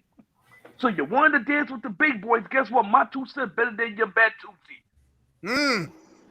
Well, I'm gonna have to hit up. I'm gonna have to hit up Coach Holloway and get some of them 14 that he got to get rid of. His 14 that he got to get rid of. Did all y'all other coaches here? You got to have a clearance. Yeah, we got a clearance sale. I got to go get a clearance rack. I can tell you right now, and Fraser, this goes directly to you because you're gonna benefit from this if that's the route you're going to. I know there's a school in the SEC right now. I'm not telling you I ain't telling you what I heard. I'm telling you what I was told by the coach. They are about to cut a couple of 10-2 kids, a couple of 11-30 girls, 11-2 girls right now. Yep. Well, yep. I got a scholarship for him. Come on over here. You're going to get some stellar coaches. You're going to get Coach Jesse. But there's also, let's keep this out there that Coach has said. There's no limit on the number of people you can enter in events at the SEC meet. You can take 27 athletes indoor and 30 athletes outdoor to the meet. Put them as many events as possible. So there's other conferences where, like the Sun Belt, you're only allowed to enter 4 people in the event. You know what I'm saying? You're only allowed to do because they don't want it to be. You don't want. Right here, Wilson. What's up, baby? You know, it's kind of like what they did with the Big 12. It's the Bev Kearney rule. What they did in the Big 12, because Bev Kearney had 8 of the 9 lanes on the women's 200. So they said, "Now we got to stop that," and so they wanted to make it a little bit more even playing field. So now they got it down to 3 or 4. So the Sun Belt, you're only allowed to enter 3 to 4 women or guys in the individual event. You know what I'm saying? So it's gonna be crazy. That's still within your roster limit. I mean, right? But like Coach Holloway said, if you're sitting and recruiting one area, you're not spreading the wealth out. What are you doing with 12 sprinters? 12 people that run the 1 to 2. You know what I'm saying? That's Coach Holloway, I know you still listening. You gonna send me some of them 53 quarter miles you can't do nothing with in that conference. That you got for real. Email me. I'm gonna hit you up because I can use a couple of them. I got scholarship for them. I know you got to get rid of them. I'm just gonna help you out, take them off your hands. You know. And let me address the Michael dude in here.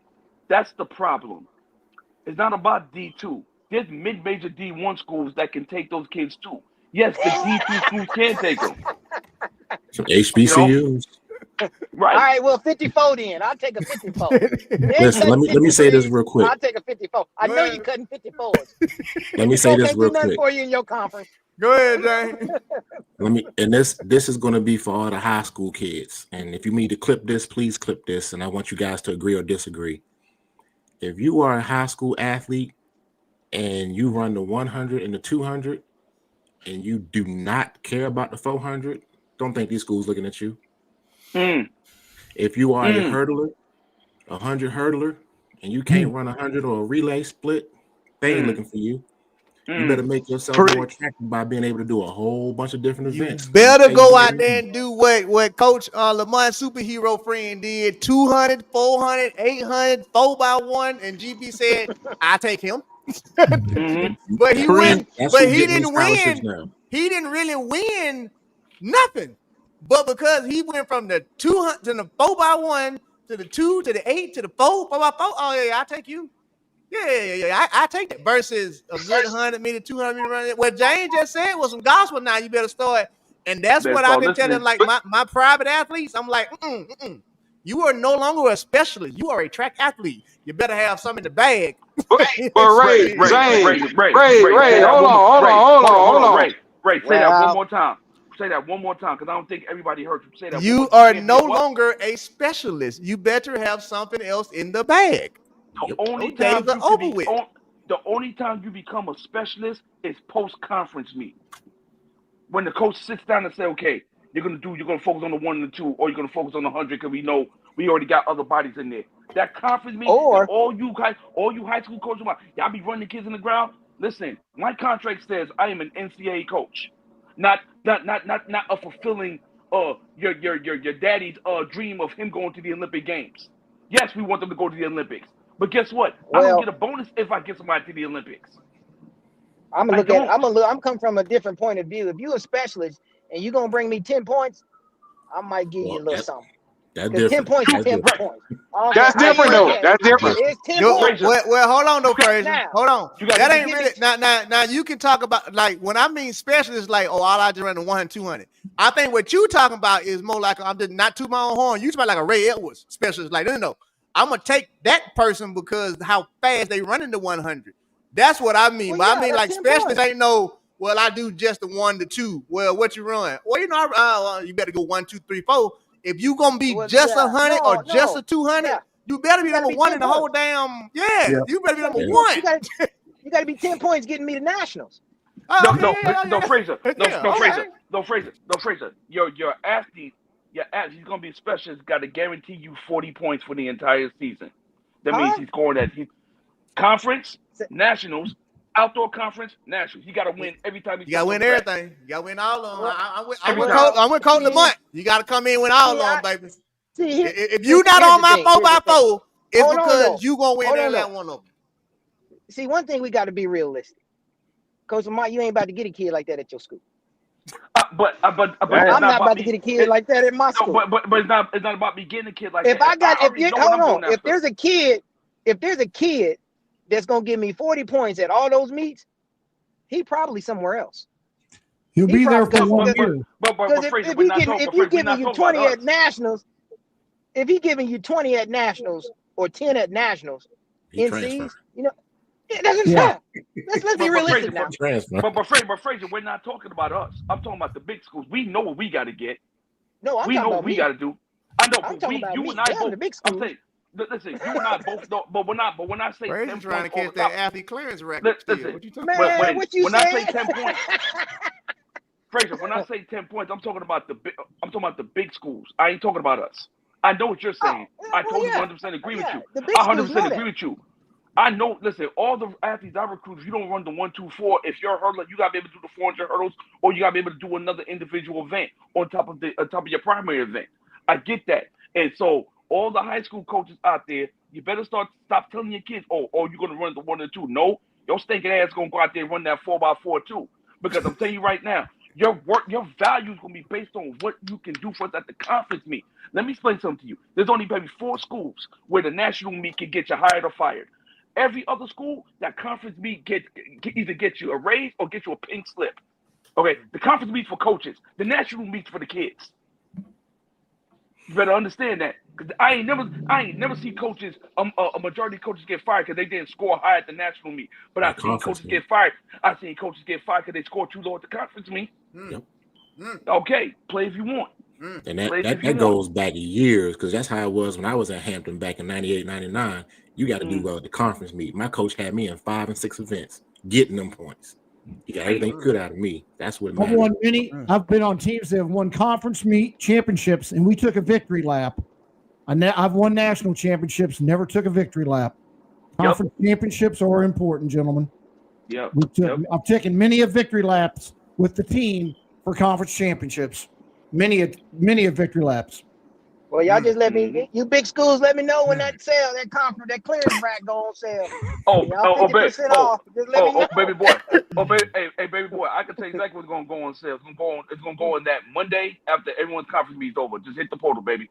Well, I need jumping. Coach Holloway, you still on there? Can I get an inside trader tip? Portal's gonna be jumping, boy. Can I get an inside trader tip before they go out on sale? Come on, hit me up now.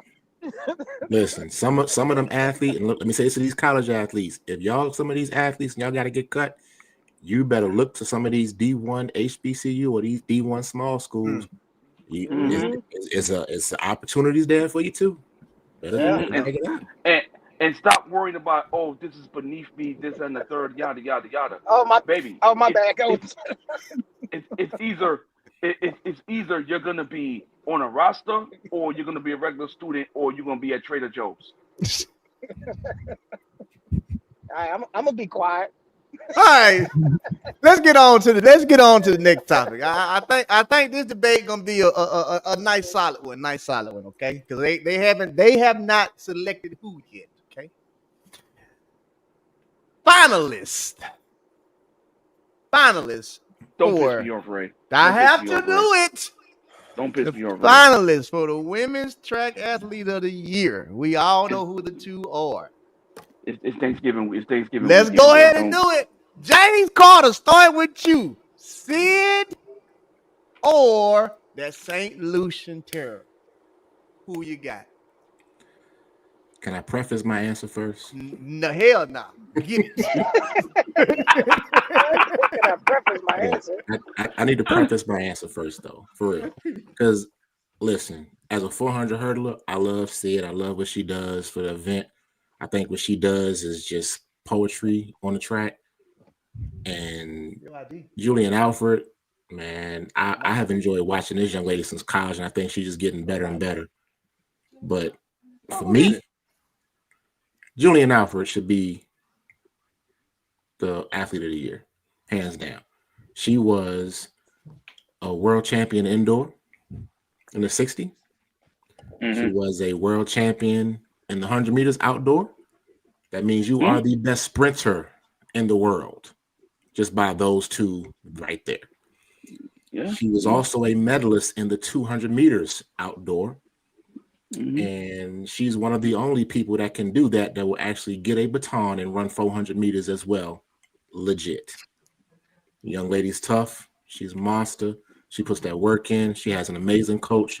This year was her year. She should be athlete of the year. Coach Lester, Sid Julian. All right, I'm going to put this in NFL coaches, coach of the year. Sydney is Andy Reid. Julian is Dan Campbell. The fuck? All right. I'm Who just the hell telling is Dan Campbell? The Lions coach. The Lions coach. Lions coach. Oh, okay. Excuse me. My bad. Dan Campbell Lions. Okay. Biting kneecaps. I know who I'm talking about. Okay. It's going to go to the new face, the fresh face. You know how many times Andy Reid in his 24 years of coaching has won NFL Coach of the Year, gentlemen? Once. Thank you. Mm-hmm. One time. One time. He's Which a is commodity. crazy. We know about him. He's been around forever. He's done great things. 3 Super Bowls. But Dan Campbell is the fresh face, doing great things, has a great team. So I'm going with Dan Campbell or Julian Alfred. That's who I'm going with. That's how the media works in other sports. The fresh face, the new thing, the person that's kind of come out of nowhere over the last couple of years. Not great year last year, mediocre the year before. Dan Campbell, Julian Alfred. Julian Alfred. Coach Lamont. All right, so James answered the question that I was about to ask. I didn't know if they included indoor as well, but you answered that. Cool. All right. So, this is a hard one, bro. I got Sydney. Only reason why I got Sydney and I give her the edge, because when Sydney stepped on the track in any and every discipline, she wiped the floor with everybody. It didn't matter what distance it was. It was the 100-meter hurdle, she was winning. The 200, she beat them. The 400, she damn near broke the American record. Then she goes to the Olympic Games, and everybody who thought Femke Bowl was gonna beat her, no, she said, hold on, baby, hold my spritz, and watch this. And I break the world record for like the umpteenth time, and then we run the second fastest time ever run in the history in the 4x4. If they could split that award, I think that I would be more happy with that. But I'm gonna go with Sid because every time she stepped on the track, she has not a blemish on her. No one can say they beat her this year. No one. In anything, whether it's Diamond League, Grand Prix, home meet, no one can say that they've beaten her in anything this year. Sid. This is just going.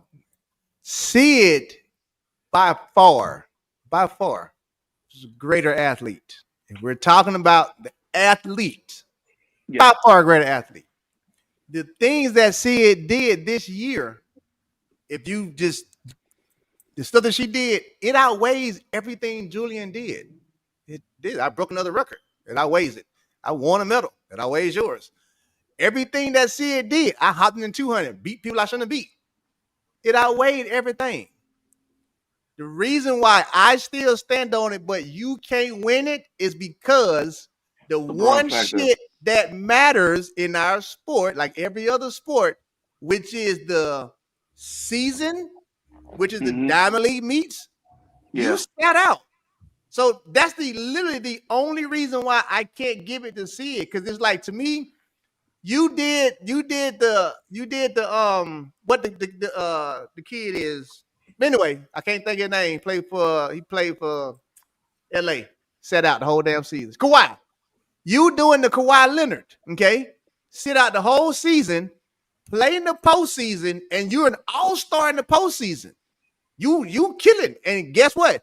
You also helped us win a championship because of that. But you missed the whole damn season, so I can't give you MVP. But we appreciate you in the postseason.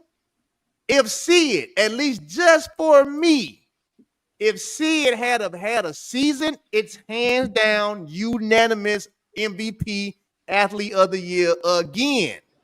I'm gonna have but to you disagree skipped the with that. season. You skipped the season. The only reason why I say you skipped the season, because in order for you to go to what is called our final, which is Diamond League final, right? You got to collect points, which is like, again, in NCAA. In order for you to go to conference, all that shit, you got to qualify, right? And everything's determined based off of your NCAA championship. You can't get no award for athlete of the year in any other sport if you don't do the damn what's considered the season.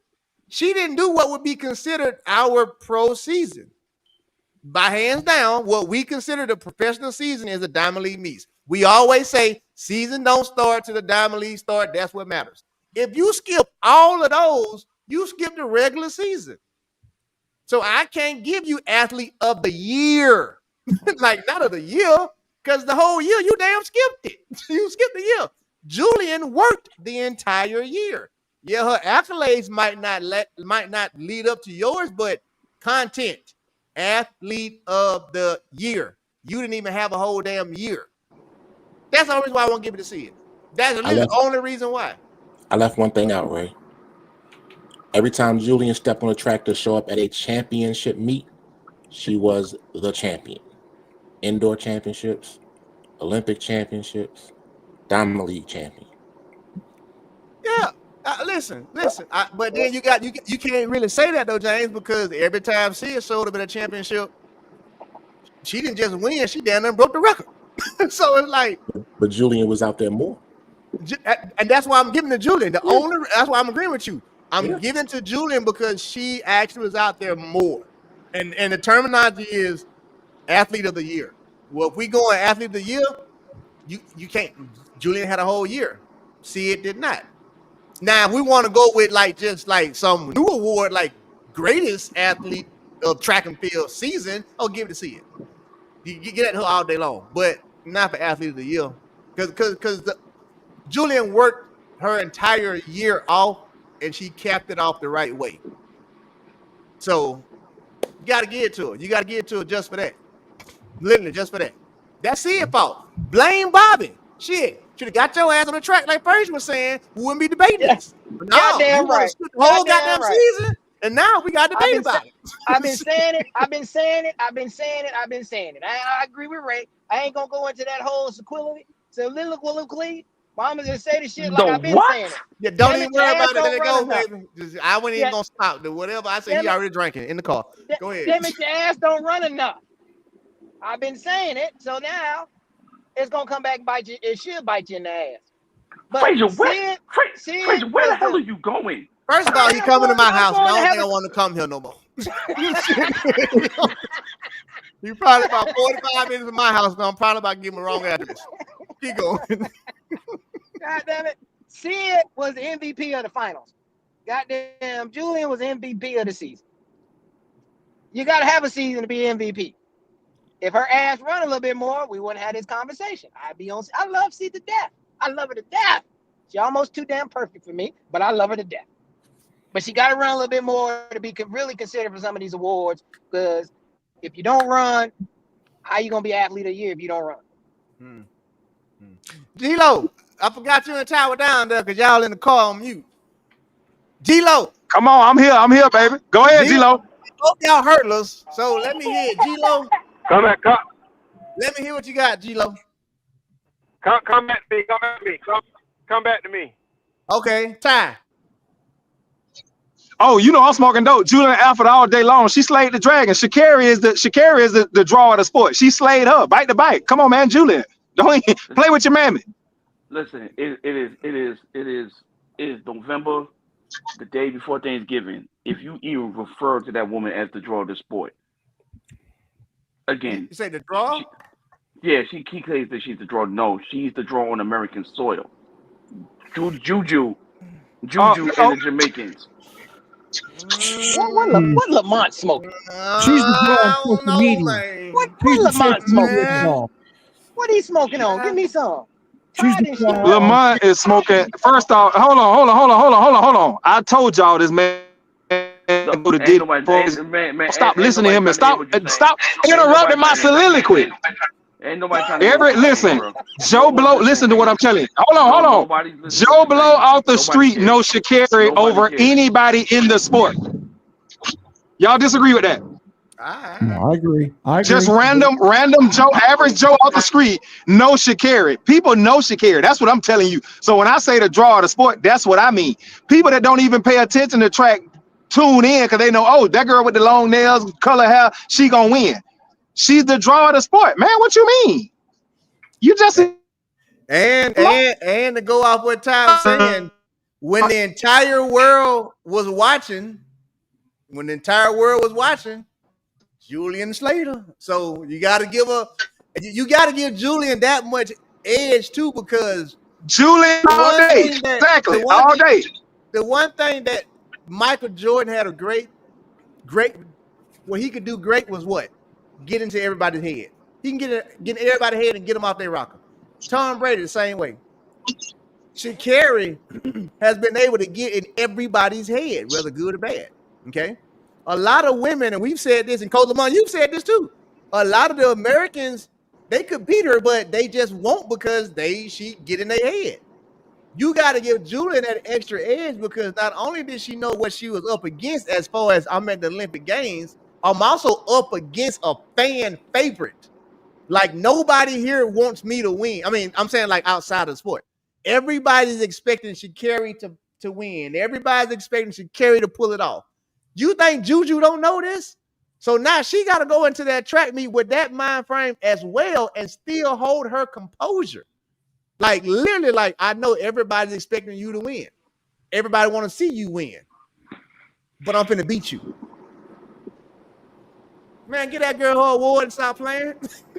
Like, I ain't know much about it. Like, get that girl her award. Let's not debate about it no more. Like, I done did everything. I did everything James Carter said, and then I did exactly what Ty just said. And I slayed the dragon. What more do you want from me? That's like the 300. Like, what are you not in the tank? What more do you want from me?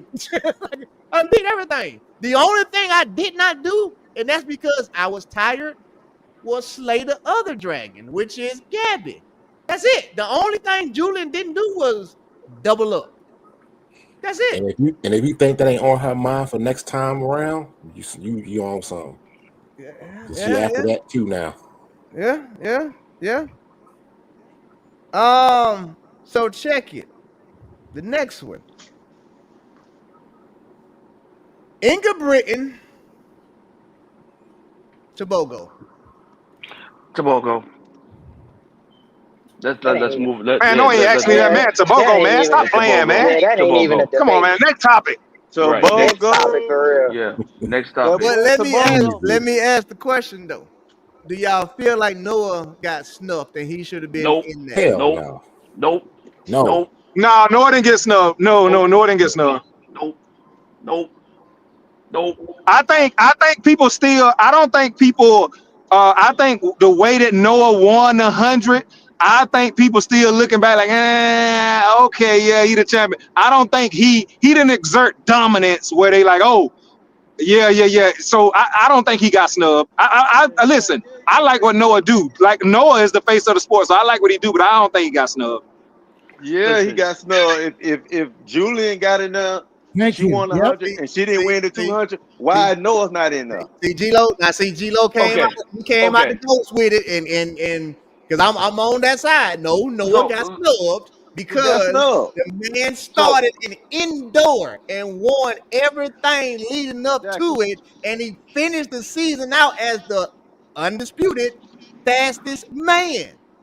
Okay, all right. So wait, Noah didn't win. He didn't win indoor, did he? No, he didn't win indoor. No, I'm sorry. No, he won. Let me say it right. He won indoor USA's, and then he got second to Noah. But then when they got back outside, Christian Coleman, when he got back outside, when what we call that really matters, he did what's supposed to have happened. But the same token is he lost, and it's funny, I'm being in Noah's defense. He lost to Christian Coleman. Like, if you're gonna lose to 60 to anybody, it better be Christian Coleman. Saying like a Christian Coleman should never be beat, like at all. Like, I'm the 60 meter world record holder champion. I'm still running. If I'm gonna lose to anybody respectfully, it should be him. So I don't give that as a knock on Noah. Like, you lost to Coleman. All right, that's like Tyson losing the boat. Like, all right, you should have lost. Right. Well, here's my stance on this. Here's why. So let me ask you this: who should not be on the list? Inga Britton or Tobago? Easily, okay. Inga Britton. Okay. Not even like, I didn't even want to go there, but it's like, how are you gonna put somebody on the list to where at the thing that mattered, the games, they didn't even get a medal in a prominent event? How are you even considered now? Ray, you're also sprint bias. What that got to do with not getting a medal in your event? No, hold on. Yeah, like Hold on. he didn't get a medal in his own damn event. Hold on, but time out. But he walked out there with a Olympic championship, though. He walked out there with an Olympic gold medal. Okay, he did. So he did. So he did. So him and Noah. Even it depends on how you look at it. Him and Noah is probably one and the same. However, what was the totality of Ingebrigtsen's season? How many records did he set? Did he win Diamond League? We have to take everything into account, not just one meet.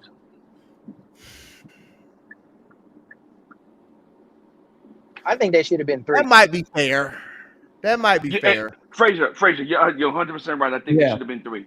It should have been 3. That might be fair. And Coach Miles said the same thing. He did break a bunch of records. He did.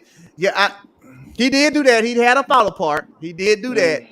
It's still just a little hard for me to put him up there against. It's weird because it's like, well, do you take Tebogo off and replace Tebogo with Noah then? But here's another person that got hammered by his own success. Ryan Crouch should be a finalist every year. Yeah. Ryan Crouch just did something that every year. Get my choice. Ryan Crouch did something that no man has ever done. He won 3 consecutive Olympic titles.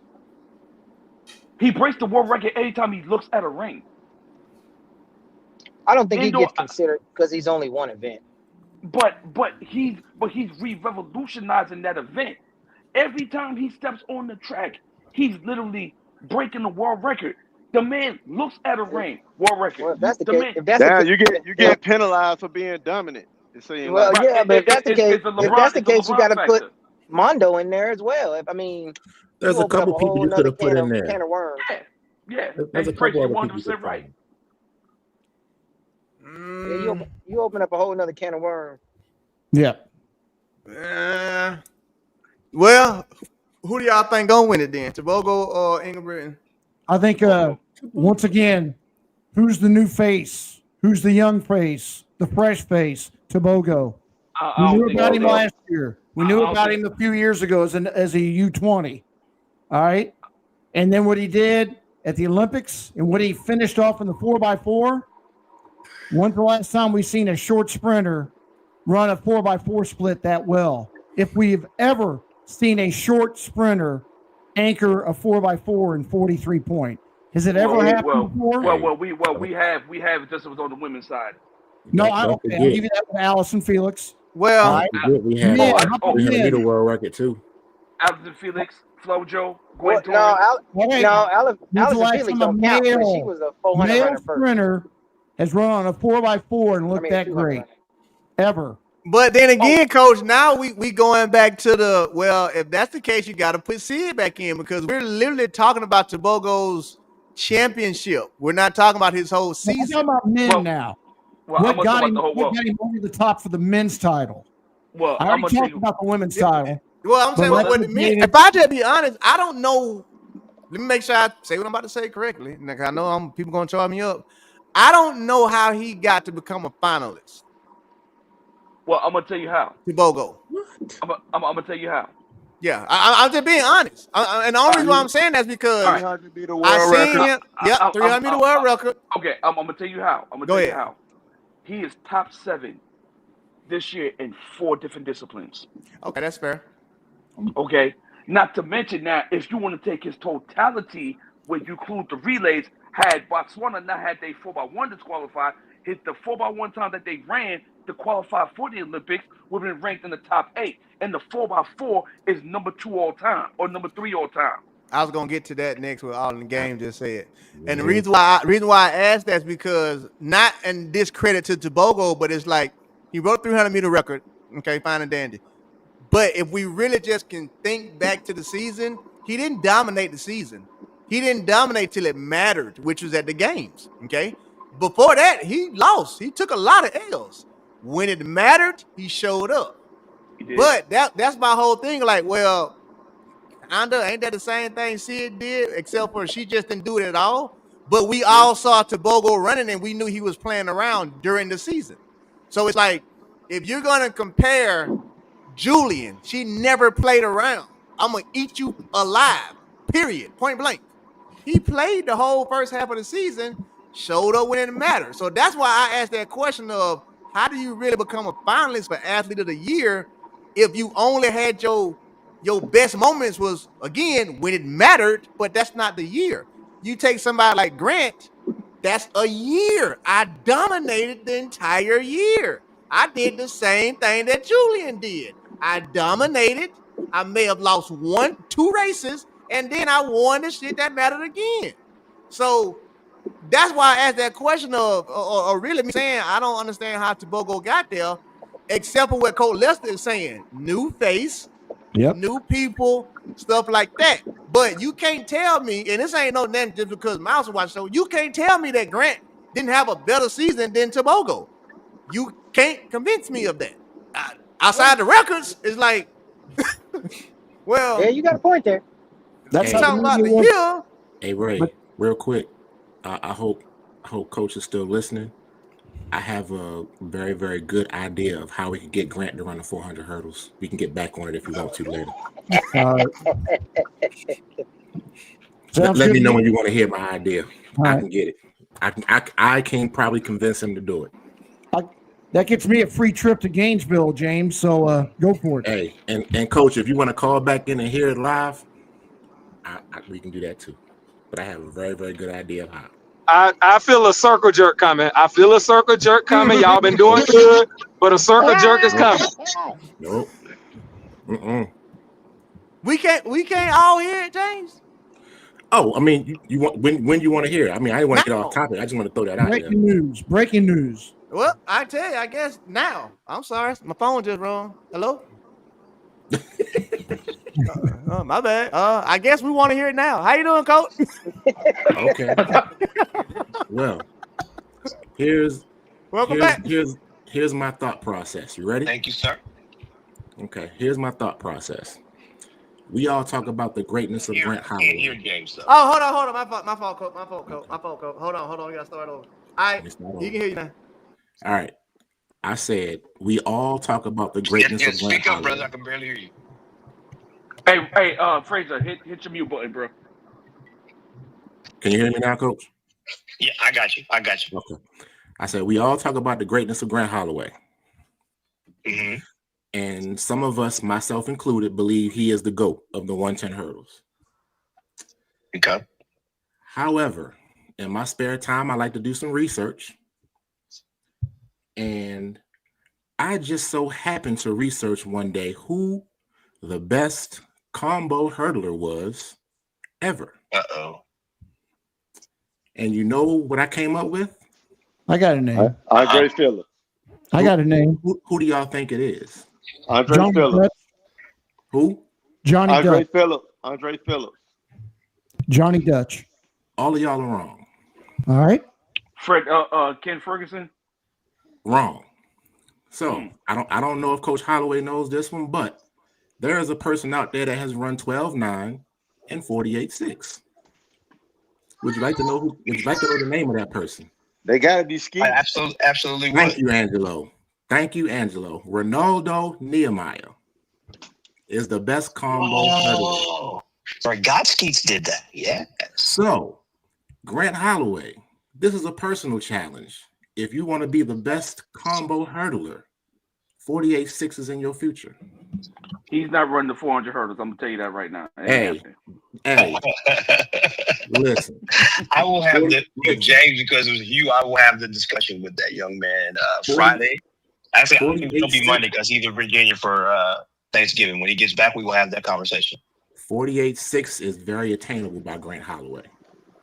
Oh yeah, yes, he can do that. Absolutely, yeah, he can do that. Yep. He can call himself the best combo hurdler ever. But here on my question though, Coach. This is my question. Would he want to do that knowing he can't win though? This is the thing. Like he won't care if he's going for it. He'll go for it. In a matter of, it's not like he's not going to do, like, he doesn't have to go to USA's to do it. We could do it at Tom Jones. That's right. There you go. Oh, he's just like a one-off, not like taking it. Yep. Oh, if he runs 48.5, if he runs 48.6, he's the best combo hurdler ever. Based on the scale, right? 1281. Yep. All you gotta do is have Anna Hall challenge him. Say, "Well, I did the most times in the 400 hurdles in the state championship meet." I don't know, fellas. Him and his 400 hurdles just don't. He wants no parts of that. This might be something that this might make him think a little bit. It might. Coach, Grant ain't gonna think about that, man. Coach, I apologize for getting you involved in a circle jerk. Grant ain't got to do this, man. He's not doing this. He the GOAT. Man. Hey, man. You're right. He have to do it. He might not want to do it, but I think James asked me to talk to him, so I will. But I can expect the answer to be immediately no. Just bring it to his attention. Immediately no. You know what? As an athlete, you know what though? If I have the opportunity to say that I'm better than another athlete, we all got egos in some sort of way. If I can say I'm better than somebody in some kind of way, I'm at least think about it. I think that would hold weight, James. But Grant though, considering Grant. Yeah, but listen, this what y'all gotta. But Ray, this what you gotta remember. If you Grant, you done had the great Alan Johnson say, "Hey, you got the juice, like you the guy." Man, Grant ain't got to run another race, man. Alan Johnson, who any 110 hurdler look at as the GOAT. Pass the torch to him, man. Grant ain't, man. You think Grant worry about a 400 hurdle? Y'all pull well fast. How about 400, man? Coach, I'm sorry for getting you involved in the circle jerk, Coach. I'm sorry. No, it's all right, man. Look, I appreciate the thought process. You know, James and I have been having these conversations like this, since the early 2000s. You know, James is a thinker, and I like it when he thinks. But James, unfortunately, I'm gonna have to agree with Ty. It ain't gonna happen, but I will ask him. I will ask him. Because he's going to say immediately no. That's what he's going to say. Whoa. Wait a minute. Who in the chat just said that? Said Skeets is a better athlete than Grant? Whoa, now. Whoa. What? James, somebody played in the NFL and someone didn't. Whoa. He played in the NFL. I don't give a damn where he played. Do you know? We don't think that Grant could? I was about to say that. I mean, Grant was a hell of a football player. Hey, coach. Hey, hold on, Coach Holloway. Correct me if I'm wrong, but wasn't Grant a high-rated football guy? Like they would tell him to go for football, right? Yeah, he was a four-star wide receiver. Thank you. He was recruited heavily by the University of Georgia. That's fine, but did he do it? Nehemiah. Okay, coach. I hear you, but since you put it out there, I'm gonna just do what I do. Skeets played in the NFL because he was fast. He had no football skills whatsoever. There it is. He got hit and went right back to track. And he went to the NFL because he wasn't making enough money in track and field. So you call him Bill Walsh? Bill Walsh didn't know what he was talking about. One of the greatest innovators in NFL history. Didn't know what he was doing. Okay, coach. You okay? Bill Walsh is a great coach, and they took a chance on. Okay, there's a lot of guys. Okay, you guys remember the guy named Teddy, the sprinter that he was at UTSA or someplace back in like 2009. Yeah, I know who you're talking about. The real fast sprinter. That dude played in the NFL, right? What's his name? Jerome Mathis. The dude that was the third leg for LSU in the 4x4. Trending Holiday. No, not Trending Holiday. This is the quarter miler. Oh, Benny. I can't think of his name. Benny Brazil. Damn. This dude, trust me, you don't know this dude. So the thing that somebody played in the NFL, there's a lot of guys that play in the NFL because they're fast. Doesn't make them great athletes. I'm gonna find this guy's name for you real quick. Because this dude definitely ain't no better athlete. I can't believe we actually having a conversation of is Nehemiah a better athlete than Grant Holloway. I can't believe that became a topic at all, to be honest. And Coach Lester, your leg to stand on was he was in the NFL. Okay. Yeah, he was in the NFL. Wide receiver, change of direction. Never heard of great for flat speed. But he did cut. Never played. They never played football in college, but the sprinter from UTSA was Teddy Williams. Never played it down to football, but went to the NFL because he was fast. That's all it is. Yeah, listen, Skeets was a hell of an athlete, way far ahead of his time. But like Grant on a different level, man. Like you look at what Grant the real deal. Yep. Ski paved the way for Grant jumped 7-1 in high school. Long jumps, 26 plus. No, he jumped over 27 feet. Split 43 seconds. And Ski split 43 seconds in his defense. I remember watching that at Rivalries. It was either 43 high or 44 low. But I'm never going to co-sign that Ski was a better overall after the Grant. Nope. I'm sorry. I can't be a party to that. Nope. All right. As you shouldn't, Coach. Because I can tell you, Grant Holloway, if I pick up the phone tomorrow and call an NFL scout and go, Grant Holloway wants a shot at being a wide receiver, Gainesville will be flooded next week with scouts. Flooded. Yep. And he gonna get picked up. And as a matter of fact, I got a call this summer after the Olympic Games. Now that he got his gold medal, does he want to play in the league? I got that call a week after the Olympic Games. Well, why would you not? And hold on, Coach. You said that he turned it down. Of course he did. Why he called me first? Ray, Why he called me? I'd have told him quit.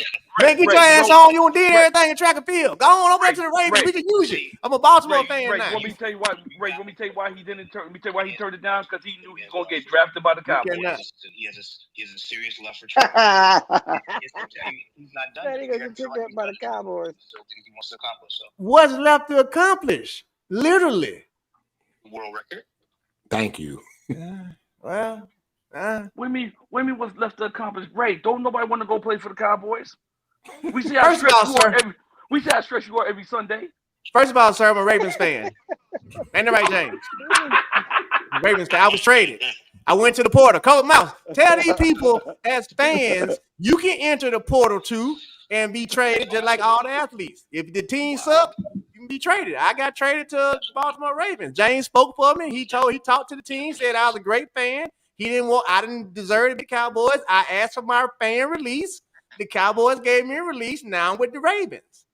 Oh you see, I was told by a recruit's parent about a month ago that because the Ravens came from Cleveland originally, that I would, because I'm a Cleveland Browns fan, that I would be allowed to become a Ravens fan. Come on, Coach. Come on over. Yeah.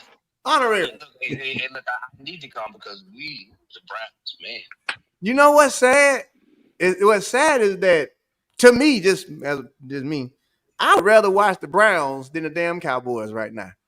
I like me some Jameis Winston, damn it. I'll watch just for Jameis. No. Myles Garrett is the show for the Browns. Yeah. Myles Garrett is the player. Okay? Yeah, I like Jameis too. That's why you watch the Browns. Ray, they're going to reject your application because you didn't get in the portal correctly. You ain't supposed to talk to the team before you get in the portal. So they're going to reject your application. You're supposed to get in the portal first, then reach out to the teams. So you better learn the rules. Hey, Coach, I do got another question. We talking football, and we back over here. Why you don't let your I'm not going to, I guess it's not a let, but you used to have crossover football track athletes all the time. When did that stop? Here we go. That's not on me at all, bro. No, sir. I mean, you know me. I love football players. Yeah. That's why I was wondering. They bring a little stuff to your locker room, you know. So I don't mind football players at all. But again, in this age of specializing, and in this age of so there's a wide receiver on our team that ran 46.3 as a junior in high school, right? Well, the problem is he can't run track because they're not going to risk all that money they're paying him NIL-wise. But he would make more. It wasn't as big of a deal. But when Jeff Demps was here, if they were paying Jeff Demps $1 million a year on an NIL deal, you think he's going to build a track team? Immediately, no. So the years of the days of the football track combo guy are going to dwindle away because of the money. And the other problem you got is the roster comes into effect again. Yep. That's in your roster for him. Dang. Yeah.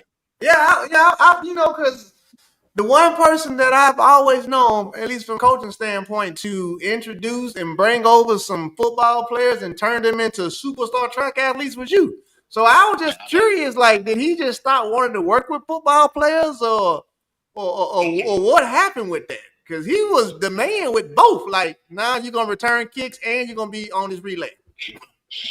Yeah, like, I mean, it just came down to the more money they start putting into the sport, the less likely they are to let them come around.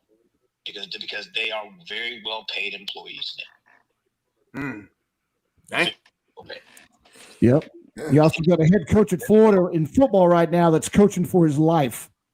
I was about to say that he might need to go there and talk to you. He's Yeah. fine. AD gave him a vote of confidence. He's our guy. He's not going anywhere. So and that helped. Now we're playing better. Yeah. No, Yeah. I'm sorry. Yeah, y'all started looking a whole lot better toward the second half of the season. And I had y'all winning this past weekend before that too. I was like, Florida, they done turned it around, because Florida and Florida State, both Panhandle schools, are starting to look boo-boo. Y'all wasn't looking like how y'all used to be. And I was like, first of all, don't ever put us in the Panhandle, dog. We're not in the Panhandle. what is it? That ain't it? What ain't the Panhandle? Yeah. What the hell's the Panhandle then? I thought that was Florida. Tallahassee. Panhandle is, you know what, man? I ain't fooling with you to death. The Panhandle is the upper part of Florida, down there, closer to Alabama and stuff, man.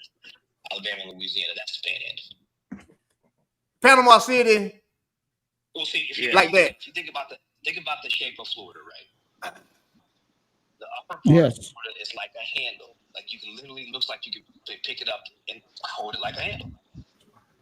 You learn everything on RaesTake. I thought the Panhandle was the whole state. The whole state of Florida was the Panhandle.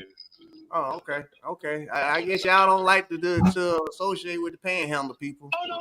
We're fine. We're just not up there. I love everybody Florida, dog. I'm good. Mr. Florida, it is. Well, as Ty said, we heard that you had to get into the circle jerk. I knew it was serious when you called back. Like, oh, let me hear James got to say it. I was like, oh, you got to tell everybody, James. Because it might be something that, hey, I might be able to use that as training, right? It's not going to work. I appreciate James giving me some ideas, because it's not going to work. Now, all we need Grant to do is break a world record and run 48, and then we will knight him as the greatest track athlete ever. But he got to do those two things. In order for him to be the greatest track and field athlete ever across the entire board, tell him he has two things to accomplish, and we will unanimously give it to him over Jesse Owens and everybody. That is, you got to break the world record, and James wants a 48. And then you are Mr. Track and Field from here on out. Can't nobody take it away from you. I will let him know. And then Grant gonna be like, the hell with Ray and James. When we gonna be 110s? Exactly. Hey. All right, Coach. We're gonna let you go again. We'll appreciate you. Y'all be good. Hold on. Before you go. Okay. I do want to put you on the spot. Okay. See it or juju? Oh, come on, man. I gotta do it, baby. Don't answer that, Coach. Come on, man. I'm going juju because it's a year. She was phenomenal indoors. She was world indoor champion. She was phenomenal outdoors. She was second in one. I know she didn't break a world record. I think Sid is the performance of the year, in my opinion. There you go. Of the year, Juju was just the girl. And then she came back in that first Diamond League race after the Olympic Games. Everybody thought she was done, and she came back at the Diamond League smile and she smashed them. That was a solidifier for me with the Diamond League final. Ty, you can cue well all year long. Ty, you can cue now. Go argue with your mama, because ain't nobody finna argue with him. Go ahead. Not even doing it. Y'all heard it. There it is. Give that lady her dang on MVP. That's all I wanted to see where you was gonna stand on it, Coach. And the only reason why I asked you is because. Go ahead. We need the USA Track and Field. We need to change the criteria for the Coach of the Year. As long as Nike's sponsoring. Wait, we got a Coach of the Year? Yeah, Nike sponsors the USA Track and Field Coach of the Year, right? If this year it was Jordan Hayes. And Jordan, don't get me wrong, Jordan did a phenomenal job. But if there's other coaches that coach athletes that aren't Nike, they can't get the award. Wait, what? Yeah, you heard him. You heard him, Raymond. You heard him. Yeah. So Lance can't get the award because he's Adidas coach. Exactly. Oh wow. I can't get the award because you all of the coach. Exactly. I coach a lot of different brands, right? So I can't get it. That award will always go to a Nike coach. Wow. I'm kind of speechless because I didn't know that either. I didn't know that. I literally had no clue of that. Dang. Well, I mean, shout out to Joanna because I love Joanna Hayes. Like, oh yeah, that's my dog. Like my first actual team by myself, 2009. Joanna was probably my biggest mentor and biggest motivator when I was in Berlin because I had got hurt like that. Everybody know that Saturday before that. When I tell you every single day, even if it was just her texting me, because that when she was on, one of the coaches. Even if it was just her texting me, like, how you feeling? How you doing? You know what I'm saying? But you still here, keep it, you know what I'm saying? Man, I fell in love with that lady so much at that World Championship, so I ain't got nothing bad to say about her. But I want to preface this by asking this question. Who did she coach this year to get that coach of the year? Rye Benjamin. Oh, okay. The young lady that was fourth in the women's 400 hurdles. Okay. Yeah.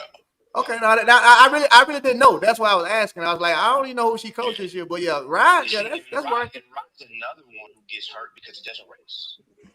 Yeah. As far as the athlete of the year stuff, I mean, if you go back, you guys when you get a minute, go look at the all-time list for the Americans in the 400 hurdles. Ryan has like 8 of the top 10 times ever run by an American. It's sick. Damn. So not only does he not race often, but when he does race, he puts one down. It's amazing. Do you think that his losses hurt that though, Coach? Do you think like his losses to Karsten in the camera world eye? Do you think that hurts that because he finally got in front and all these years he's been behind? So where they see that over his accomplishments? Well, I think that Rye's gotten a bad deal on that. The number of people that Rye showed in Tokyo, he ran 46-1. He's got beat. How do you choke him on 46-1? That's what I want to know. That's crazy. 46-1 and people call that a choke. That's ridiculous. Thank you, Coach. Thank you for saying that, Coach. He can't do this. He's got to do, he's got to change his step pattern. He ran 46-1. The man just beat him. Thank you for saying that, Coach. Neither Ryan nor Joanna get the credit they deserve for what they've done. True. I mean, it's amazing. True. Yeah. I guess that's I would say the sucky part about our sport, to where that whole thing is nobody remember who got second. To where that stretches everywhere. It's like we can't really appreciate Ryan the way he should be appreciated because he's doing phenomenal things, but it's coming up as second. So right. Yeah, I think He's second in Tokyo. He's second in Eugene, right? He was second last year, I think. So because then he won it finally. He finally won it this year. He won it this year, but now all of a sudden, like the number of people that called Rod choke was amazing. Well, which time did he choke? He didn't. So understand this. I'm looking at the list now. He has 9 of the top 10 times ever run by an American. Yep. Damn. 9 of the top 10. Jesus Christ. Who else on that list since you're looking at? I'm just curious. Kevin Young. Kevin Young. I thought that's who it was. Okay. Kevin.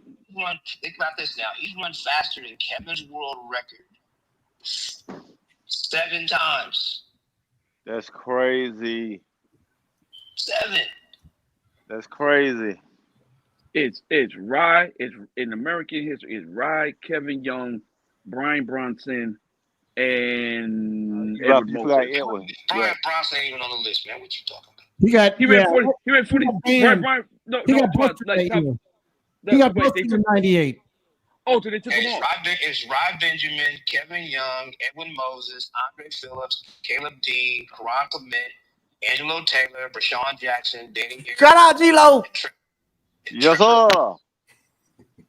Oh, so they took Brian Bronson? No, I didn't know he got busted. My bad. Sorry. 98. Yeah, he got busted. My Yeah. bad. My bad, John. My bad. He ran 47.02. I didn't know he got busted. I'm sorry, my bad. 47.03. It was 47.03. You understand that we have all at times asked Lamont to think before he talks, right? What was I off though? I wasn't off. I thought Brian Bronson was still on the list. My bad. I didn't know he got popped. My bad. Hey, Coach Holloway. Coach Holloway. Track and field, you're supposed to know, dog. Hey, Coach Holloway, please excuse Coach Lamont. He's up in New York, and I know you've heard about the P. Diddy news. Just put 2 and 2 together, Coach. That's what he's up there dealing with. So please excuse. His mind is a little scattered. So excuse him, please. Yeah. Ty, you just want to get your lick back so bad. Like, it's not gonna work. Take the L today, man. I'm gonna say this now, Coach Lamont. You know the deal. So y'all know every Thanksgiving I go bowl in a tournament on Saturday morning. See, there you go. See, Coach, hold on, Coach. Before you finish, Coach. Calls me. If he don't call me, I bowl like crap. So if he don't call me, I'm gonna get it. You better call me. Here's all I heard. Some more rich stuff. Okay. Here's what I do on Saturday. Like, you bums. How long has this been going on? Years, right? Yeah. Okay, so Long time. About 5 or 6 years ago, so Saturday after Thanksgiving, he calls me on the phone. He's like, "Where are you?" I'm like, "I'm in Ocala, getting ready to bowl in the tournament." He goes, "Okay, call me back." It was like 220 that day. The next year, he didn't call me. It was 180 something. He has to call. It's the rule. Hey. Well, good luck with that bowling stuff. I can't bowl no more. You, I got a slip disc in my back. But no, you can't bowl no more. Yeah, I can't bowl no more. Yeah. I can't bowl at all. I can't bowl. I can't golf no more. I literally can't do anything that requires me to twist. So that's why I'm trying to run a 60 again, because that's all I can do now. Shit. Oh my God, we back on this 60 thing again. Oh Lord. Look, I would wish you guys all happy Thanksgiving. We appreciate it, Coach. I'm not touching that one today. Y'all be good, man. I'll talk to y'all soon. All right. We'll talk soon. All right, good night. Right. Listen, man. What happened? Listen. Oh, Coach, I know you on the phone, but don't forget, I'm coming for my steak dinner. He said 6-7. That's all he said, 6-7. Go ahead. Listen. Let me tell you this right now. I'm listening. Dreams are made for nighttime. Okay? Dreams are made for nighttime. Ray, you are wide awake. I need you to leave that 6-7 alone. You know what happens when you try to blow out of those blocks? Your back is gonna go out on you, dog. You can't get in the set position no more. I switched my block start for that reasoning, sir. So you start backwards? So you start from a No, I switched my legs up because I literally couldn't get down with my left leg in front because of the slip disc. It literally kept catching me. So I was like, shit, I gotta figure something else out. I gotta switch it up. Listen, your sciatica is gonna sciatic on you, dog. It is. Oh you're right. You're 100% correct. I'm gonna need you to lay down. Sir, I'm gonna lay down after I run 665. Yo, James, talk this man off the ledge, boy. Come on. Hey, that one I'm gonna lay down. I'm gonna lay down when I run 665 on y'all. And then I'm going home. I'm going home like I told y'all so. I told y'all. No. You're not going home. You going with the USADA people and the water people. You going with USADA and water. That's where you going. You're not going home. Hey, at the rate of how life been going, they might be with me while I'm down there. Shit. They listening. Yeah. Yeah, you know they listening. Hey, shout out to USADA. Why not? Hey, I just thought about this. Now that they listening, hey, with them listening, hey, just so y'all listening, Coach Lamont is not at a Diddy party. I don't want to get them jammed up. What you say? Cause next week they knocking on his door like, so, hey, we knew you was up in New York. hey, Ty, but you down in Atlanta, so I know you with Saucy Santana, getting sauced up and mopped up, ain't you? I don't even know who that is. Yeah, you nasty little Beijing diabetes ass fool. I know what you're doing down there. Sorry, sir, I don't know who that is, but I think I'm uncomfortable. Yeah, Yeah, you should be. You should. He probably rubbing your back right now. That's you need to chill. What? What is going on? We'll appreciate it. Hey, we'll appreciate it. Wow. Yeah. Hey, you know what though? I'm gonna say it like this right here. Oh, before we get off this thing, before we get out of here, Fraser, where the hell are you at now? Hey Right, bro. man, What? I'm making play. Hey, I'm making plays right now. You know, new No, season, we I making plays.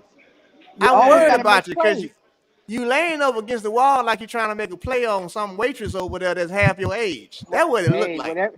Hey, well, if it work, I'm gonna let you know. That means I'll be over there. I'll be to see you tomorrow as opposed to tonight. Whoa! I'm uncomfortable. Whoa! At I'm all, you uncomfortable. should be Ty, uncomfortable. Oh my God! I got very uncomfortable to where I told y'all I'm giving him a wrong address when he say I'm in Dallas. I'm finna give him the address to Oakland, okay? If that's where you want to be at, I'm I'm in Dallas, but I'm making plays now. You got to stay. I'm trying to make okay. sure Well, everything's on the up and up. just tell me this: you're nowhere close to 35 in Oakland making plays, are you? I have no idea where that Let's is. find that out because if anybody Let me lives GPS in that. Dallas, y'all Hold know on. that part. So just let me know. Are you anywhere What's that? close to Oakland and 35? 35 and what? Oak Lawn? 35 in Oakland. You anywhere in that area? Oak Lawn. Let me see if I can Yeah. find that here. Hold on, hold on. I hope you can't. Oak Lawn Drive. 35 Oak Lawn Drive. Yeah. Man, no, I ain't nowhere near that. I'm 40 minutes away from that. Okay. Good. Great. If Yeah, everybody that live in Dallas already know, yeah, that's the I'm spot to over be in though. You gonna have when I I'm over tell by you I'm over by if Addison. if you want to have a great time, go to Oak Lawn and 35. Oh, You're gonna well, have a shit. damn great time. I need to make my way over there then. You know what? Who Shit, said what type of good time? What type of good time you talking? You might have to you gonna text me that. party? When I tell you party, them folk party to Man, that's they where I need to party. be then. Eh, I need to eh, be over there. You know what? Just put in your GPS. Oakland Yep, 35. It ain't 35. gonna Okay. be. Nope. All It right. ain't. Nope. I'm about 40 minutes. I'm gonna jump over there. Nope. What time is it? They private jet now about to get started It, jumping over there too. it just 6. It's early. It's still Uh, happy hour. Hey, Coach oh yeah, Frazier, happy hour. Yeah, Coach definitely swing Coach by there. Frazier, Coach Yeah. Frazier. Listen, if you get there and you see glow sticks and them type and rave and all, that type of stuff, you might want to turn your damn car around. Yeah. Okay. First of all, just cause we love everybody, but we being funny. The first thing he gonna see is the street is paved with a rainbow. That's the first thing you gonna see. And then as soon as you Uh, turn left, you gonna see every shop you want to go to, every party, every club, everywhere you want to go to. But you gonna have to realize you ain't got the right fishnets on to get in none of them. But you will have a great time if you go put some on and go somewhere. Okay, you have a great Yo, time. You I have don't a need great that type time. of party. Listen, I'm be honest with y'all. All right, it's called the Neighborhood in Dallas, Texas. All right, we have the oh my street once a God, week. yo, what is It's literally called. what is happening right It's now, literally called the Neighborhood. Okay, now we're not making. If you live in Dallas, you know it's called the Neighborhood. The Neighborhood is a whole street where everybody and they live in the neighborhood. I'm cool with everybody. So this is a real life story, people. I'm cool with everybody. All right. bro? I had What is this. I happening right had this now, homeboy. He was gay. Cool. I call him Gangster Gay. That was his nickname for me, Gangster Gay. Because oh I'm my gonna get. Jesus, Hold yo, on. I gotta finish the story. How I gave the name Gangster Gay. Okay. So do it back in my heyday. I might have been selling some weed, whatever, a long time ago, whatever it is. So I'm over in the neighborhood. He's like, "Oh, come on up to the apartment." All right. Well, shit, I don't want to come up, but all right, cool. So I'm in the apartment. No gay stuff. I'm just cool people. He goes to the patio and then just in a gay tone just starts going gangster on the people downstairs because they were loud. And I was like, boy, that was the most gangstiest gay person I ever seen. So I started calling him Gangster Gay. So here's what happened. Okay, Gangster Gay, he called me over. Ray, I need my normal. Bring you little get high stuff. So he's like, hey, you want to go downstairs and get a drink? Nope, I don't. Oh, it's a bar, but it's not my type of bar. Okay, cool. Let's go check it out. All right. So I go to the bar. Everything cool. It's normal people. I mean, it's it's a mixed crowd. I'm cool. I'm having a few drinks. He say, Ray, we finna go next door. Oh, let's do it. All right. Get in the line next door. I see girls. I see guys. It's cool. All right, cool. You know, it's about 1 o'clock. True story, y'all. I walk in. It's dark, and you hear the music. I walk in. Soon as I hang left, it was all bad. But that's all I can tell you. I went to the wall. I put my butt on the wall, and I got on the phone. I'm not making this shit up. I'm not making this story up. I swear on everything. I put my butt on the wall hard against the wall. I'm not moving. Next to the ATM, and I'm blowing up my girlfriend. Not because of I'm like, I need a ride ASAP. And I'm not moving until you tell me you outside. When I tell y'all, I stood up against that wall for 30 minutes, literally, up against the wall, holding the wall up. Didn't move. And it was bad because I wanted to close my eyes because the stuff I was seeing, I didn't want to be seeing. And it wasn't what like, is happening? I'm telling you the truth. That's how what I is got stuck in the happening right neighborhood. now? I was seeing them, and they was having a great time on the stage, dancing together, hats on, shirts off. I felt like I was in the worst part of my life ever. I don't have nothing against them, though. That's what I'm trying to tell y'all. I got nothing against them, my friends. But it was an overload. I had to go off on Gangsta Gay. I was like, bro, that was too much. All right, I'm cool. You know, we go, the ball downstairs mix, but you can't take me in here where y'all be actually partying at. You got cowboy hats on. You jumping off the stages and shit. I'm telling y'all the truth. Somebody, why not walk outside? I didn't want to go. I couldn't. Y'all don't understand. Somebody told me, why you do walk outside? Once I got in there, my body and my booty locked. I got stuck. I did not move until she said I'm outside. I did not move. I didn't go to no bathroom. I didn't go to nothing. I sat right there and did not move. I was like, oh Lord, this is. Why do you say my body and my booty locked? Both of them. I ain't moved nothing until she.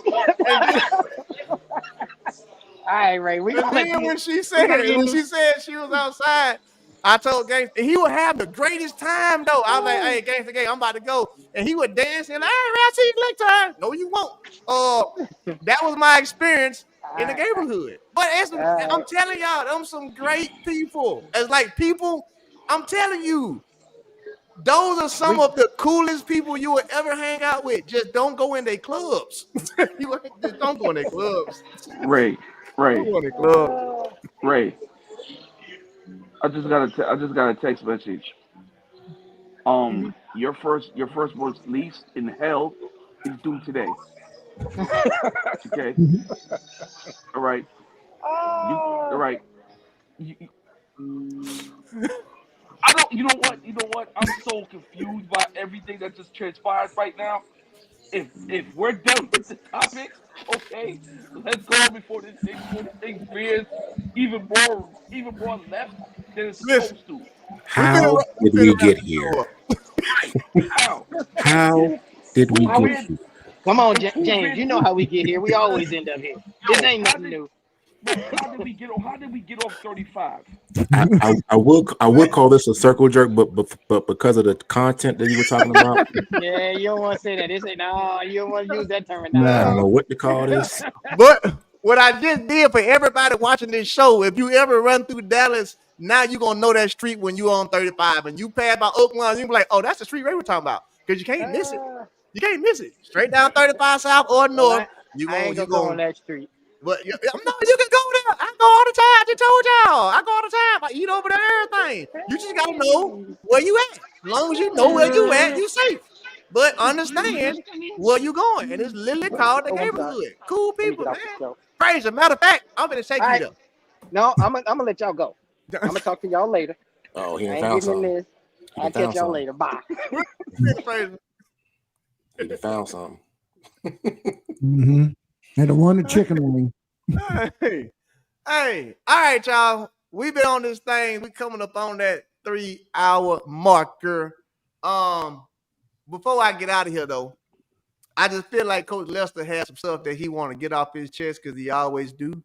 So we're going to give Coach Lester these 10 minutes. Let's just let Coach Lester have the show. Yeah.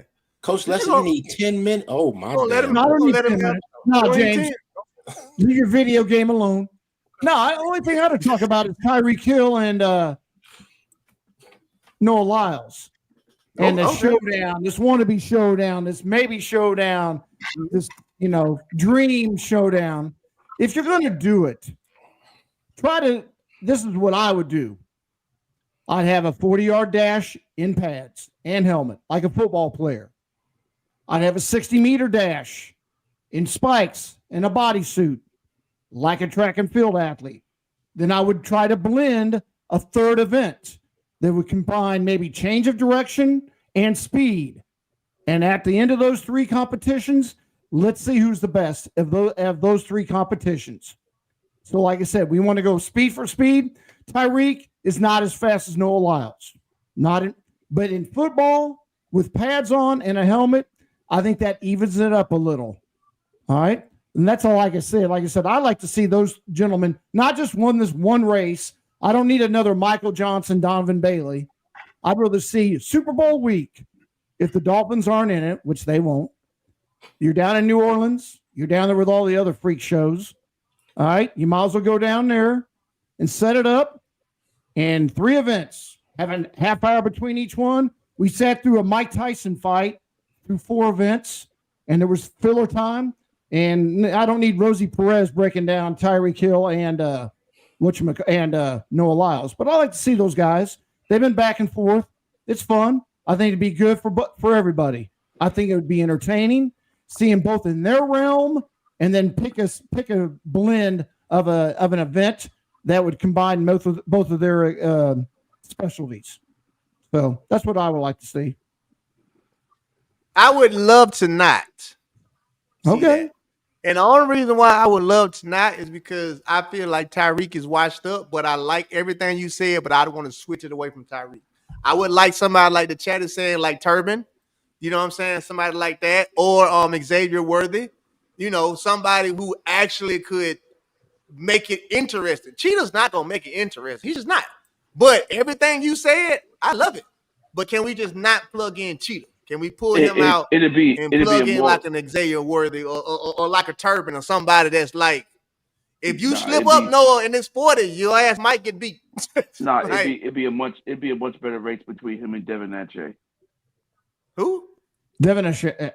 Yeah. Okay. Ache. Yeah. Okay. Yeah. Because he's legitimately run 10:09, right? Yeah. He's a legit 10:09 guy, and he's 6 years younger than Tyreek Hill. Yeah. Tyreek Hill is 30 years old now, but Tyreek Hill, gentlemen, is the name. Okay, that name is synonymous with speed. Nobody else is called the Cheetah. Now he might be 1, 2, 3 years past his prime when it comes to his speed, but that will draw the eyes. We're talking about tricking everything else up in sport, running in a mall, running down a street. Okay, but you got to have an attraction. Tyreek Hill versus Noah Lyles is the attraction. It is Jake Paul versus Mike Tyson, so to speak. One's maybe a little bit past his prime, and one's right in the middle of his prime. So those other names are probably more worthy, so to speak, not to be funny, but Tyreek Hill versus Noah Lyles. I turn on Netflix. I pay $10.99, $29.95 to see those guys compete. Shit, we forgot to tackle that too before we get out of here. Sprint 2 came out, people. Sprint 2 came out on Netflix. Where you want to start, man? Because we gonna make this quick. Okay, yeah. You can start. So after watching the conclusion of that, sprint is not for us track athletes because we are gonna overanalyze stuff because we are a victim. We are a victim of our notoriety. There's so many things that we know that goes behind the scenes that a lot of people don't know, and it's been proven over the last month. Okay, we can't look at it from an unbiased eye, and it's hard. It was as much as I like Sprint 1, it was hard for me to watch Sprint 2 because there was so much detail that was left out that we all knew about. We knew about the situation with the World Record team and the women's and the current women's 4x1. We knew about the things that was going on behind the scenes with Fred Curley. We knew about the things that was going on behind the scenes with Noah Lyles.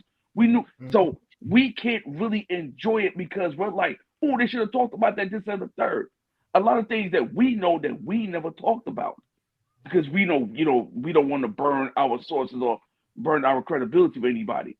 So I couldn't enjoy Sprint 2 as much as I enjoyed Sprint 1 because I knew too much. And for me, it killed it for me. But once again, Sprint is not for us. If you really look at it from a totality standpoint, it's not for us. No. You know what it is, Ray? Let me hear. It's the Housewives of Atlanta in spikes. I had to disagree with you, coach. It ain't that good. Housewives of Atlanta damn good. What you talking about? It's that good. Staged reality show. A staged reality show.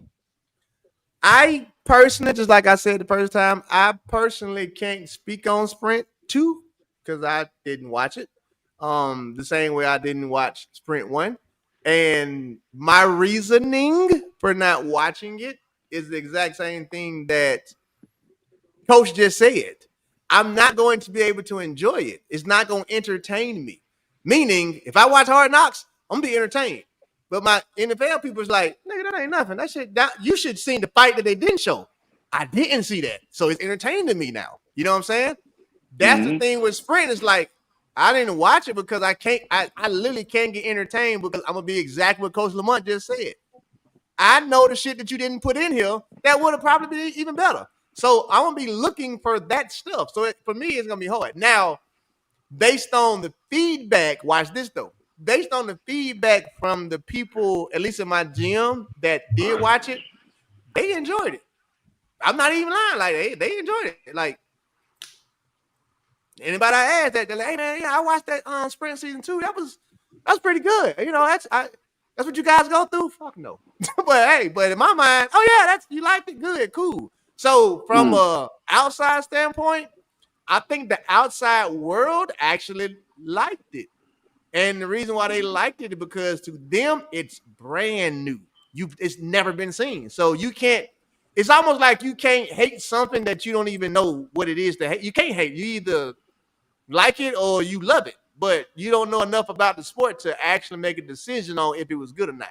That's my take on Sprint because everybody that don't know shit about the sport in my gym, they like it. No, that's because you don't know shit about shit and you've never known them about track and field. So that's my take on Sprint. I mean, y'all can give y'all take on whatever, whatnot, but let's ask this question. Should Sprint continue? Nope. Well, yes. Let me tell you why. Because they need somebody else with some more info and direction. Because right. It would have to grow on people, but it also goes back to what I've always said about.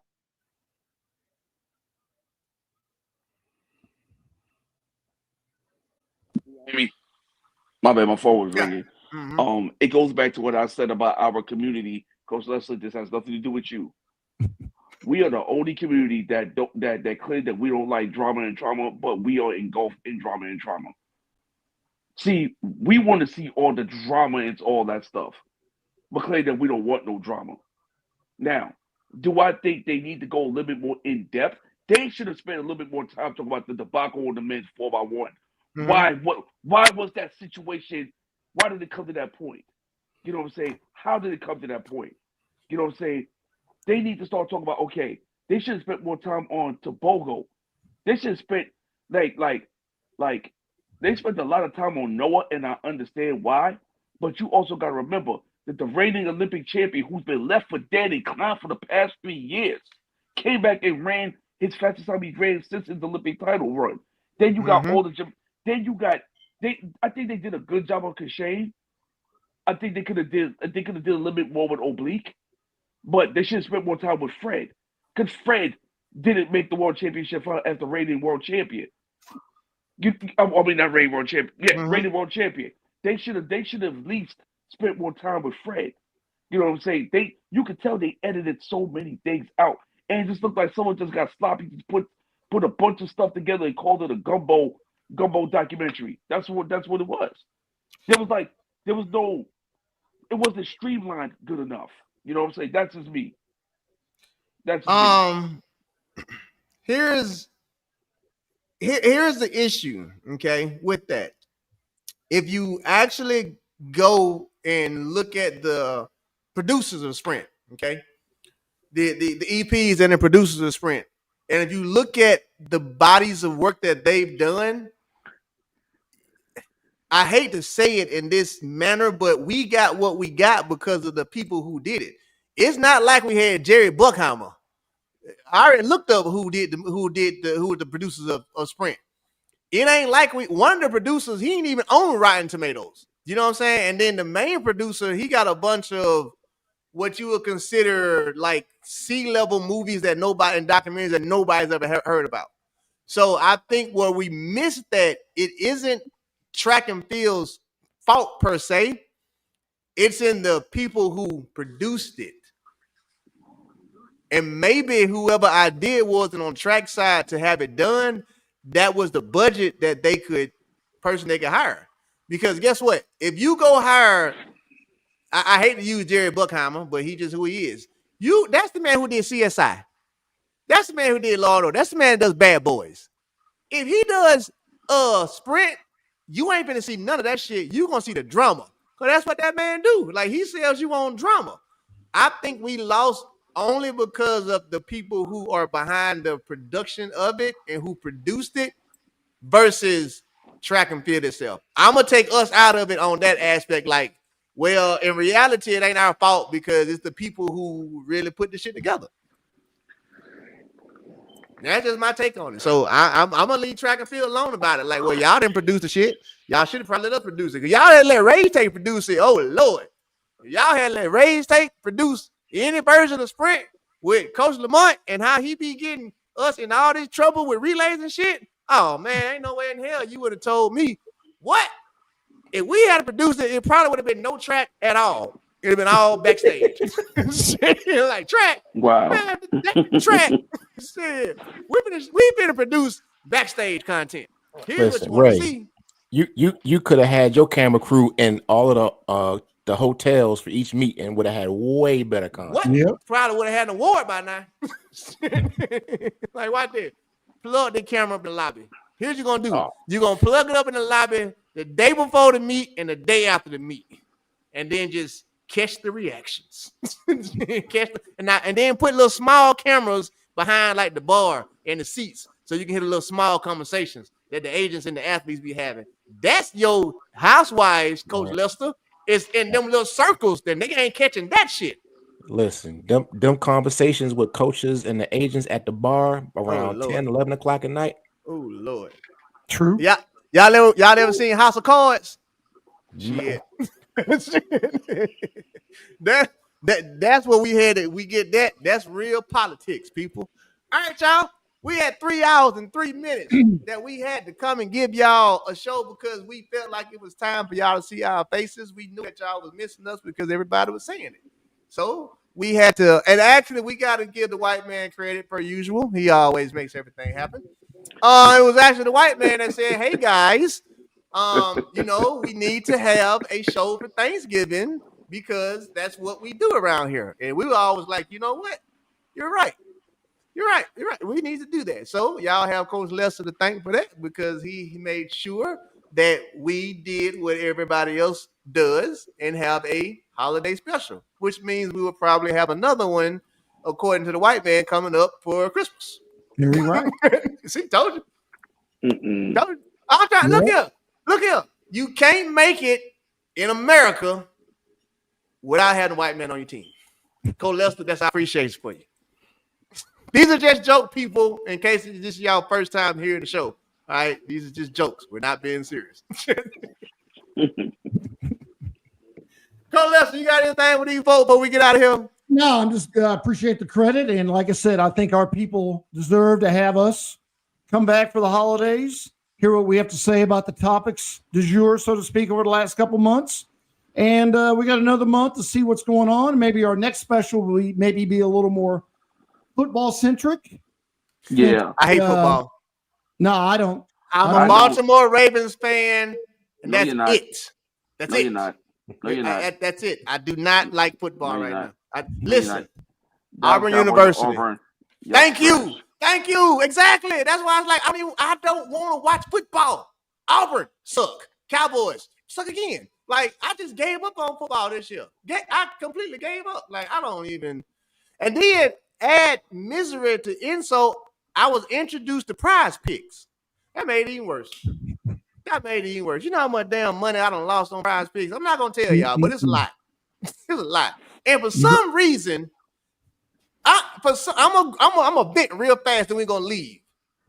I don't know what it is, but for some reason, the week, it don't matter if it's football. I just thought them basketball, really football. The week I decide to pick a player is the week they want to have the worst game. Every time on Prize Picks, it never fails. I will pick a running back that done rush for 100 yards the last 7 games. I pick him 22. I will pick a quarterback that done had at least 2-3 touchdowns every week. I pick him 4 rushing touchdowns. What the hell? Like, what? You know what? I just really.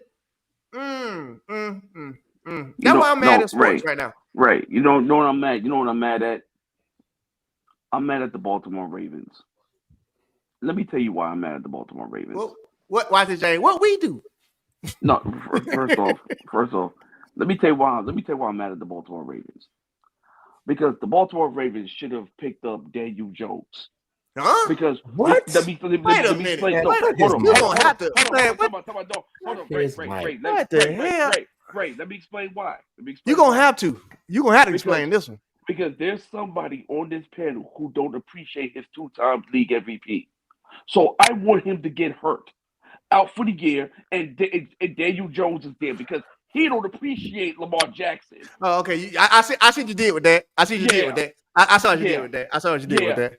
I've never seen a guy complain about a first ballot Hall of Fame quarterback who's probably going to win his 3rd MVP in Saquon. He doesn't do the Macarena while backflipping over somebody again. Okay? All right? He complained about Derrick Henry. Derrick Henry got over 1,300 yards rushing, 15 touchdowns. And we're not even in week 15 yet. Okay? He got a guy who's probably going to win the MVP because it's a quarterback award. Okay? Unless Saquon breaks Eric Dixon's 40-year-old record of 2105. Okay? He got all this stuff, and he complains weekly about Lamar Jackson. I want Lamar Jackson to get hurt, and I wanted Daniel Jones to go to the Ravens and not Minnesota. Had he went to the Ravens and right there and then and watch James suffer, because then you understand what us Giants fans had to go through for 6 years. Are you finished, sir? Go ahead. I'm done. Okay, Go ahead. Done. Now, I got some stuff to say about them Giants too, but go ahead. I do not complain about Lamar every week. Okay. I complained about Lamar in the offseason before the season started, and maybe twice this season when he wasn't playing the way he should have. What my complaints are is that Lamar cannot really read a defense, which he has not done well all year. Still, his success that he's having this year is because he's playing better. He's making better reads to which receivers to go to and check downs. But why he's having the season that he's having is because he has 1,000-yard running back behind him that he can give the ball to. But so he was doing that. Wait a minute, hold on. I let you talk. Damn it, Coach. Be quiet. Oh shit! First take is on. MVP. He's a two that has nothing to do with 2024-2025 season. Wow. Absolutely nothing. Wow. Derrick Henry is making those defenses pause for a second to see if he's getting that ball. So they have to play the run first. So when you have a speedy receiver, when you have a great tight end, and you have a whole bunch of other pieces around you, you can make better throws because you are scared of Derrick Henry running downhill in front of you. Yes, that's what's going on. So Lamar is playing better. I give him that. I give him that respect. He's playing better. But he's still not where he can be if he understood how to read a defense correctly. Sir, the man obviously could read defenses because he's won 2 MVPs. So do you watch the game? Do you watch the game? Listen. I am a Lamar Jackson fan. I'm an even bigger. I am a supporter of the Baltimore Ravens because you got my man Derrick Henry there, Alabama, and it makes Ray sick. It makes Ray sick because he should have been a Dallas Cowboy, and that's why I'm with the Ravens. It's 100% correct because I'm sick. All right. Okay. I want you to appreciate. You know what you can do? If you don't think he can get the job done, or you don't think he's consistent, I'll give you Tommy DeVito. Send Lamar to New York. Look, I'm one of the people. Aaron Rodgers. I'm not even a Jets fan. Let me take you back in time. I'm one of the people that said, "Don't pay Lamar, keep Flacco." When that whole thing was going down, I'm one of those people. Flacco was on a massive decline. Like his decline was rapid. Flacco is still in the league and shows flashes. Yeah, dude. Yeah. So, hey, you know what? I don't know, James. I don't know, James. No, but I remember them flashes you talking about too. Show flashes. Hey, show flashes. So does Polaroids when you put a full set of batteries in them. So what? Listen. I'm not saying Flacco would still be the coach right now. All I'm saying the quarterback. At the time, we had a Super Bowl winning quarterback. No, you had a Super Bowl winning defense. No, we had a Super Bowl winning quarterback. Flacco went off. Flacco played that game. Now I'm gonna give Flacco went off that postseason game on the road and went to the Super Bowl and then won. Gotta give Flacco his credit on that on just that time though. Won that. Yeah. So at the time we had a quarterback who had a ring, and I said keep him instead of the new guy. Yeah, that's all I said. So now we get the new guy. Now we invested in a new guy. Guess what? Okay, he's good. He's playing great, but he can be better. That's nothing that any of us as coaches wouldn't tell our athletes. You're good, but you can do certain things to be better. How is that wrong? It's not why. Here's where I disagree with you at though, James. Only on the fact that we talking about Lamar Jackson. Okay, what you're saying to me won't make him better, okay? Because now watch this. I'm explaining why. You can read defenses. That means when they come out, you know where they supposed to be at, what they supposed to do. Correct. Here's what I learned from one of my kids at Auburn University. He made the shit make sense to me, okay? He said, Ray, Peyton Thorne is not a bad quarterback. The problem is he can read defenses too damn good. And he broke it down to me, said, because he can read a defense so good, he expects the defense to do certain things because they're in it. But what happens is when the defense, now watch this, when the defense don't do their job, that messes him up because he done read the whole defense before he even snapped the ball.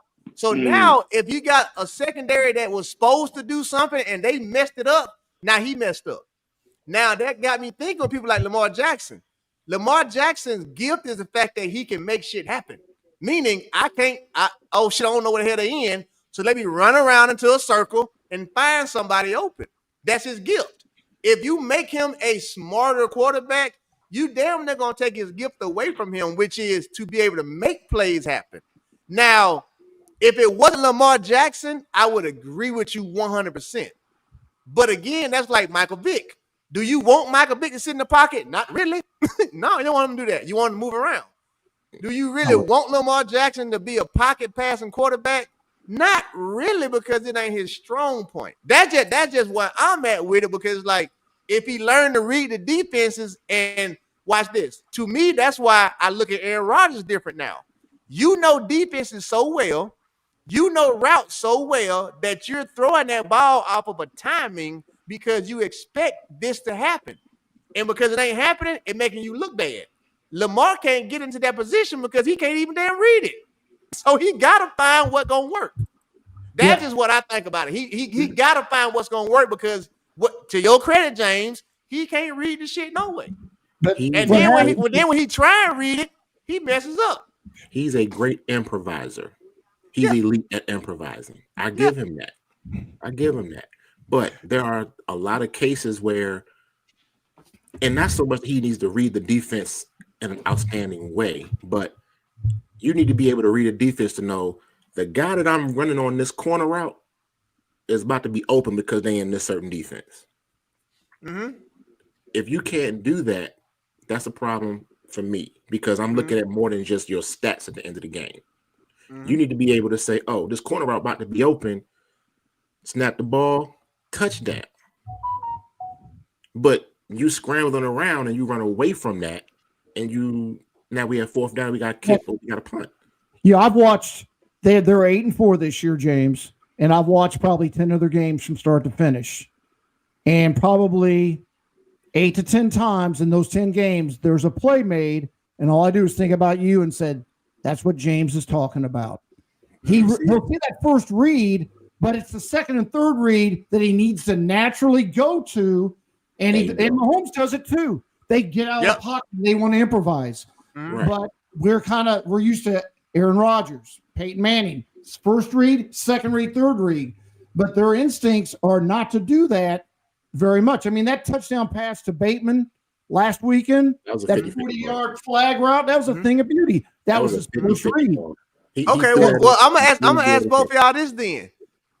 Would you rather have C.J. Stroud or would you rather have Lamar Jackson? Right now? Yes, right now.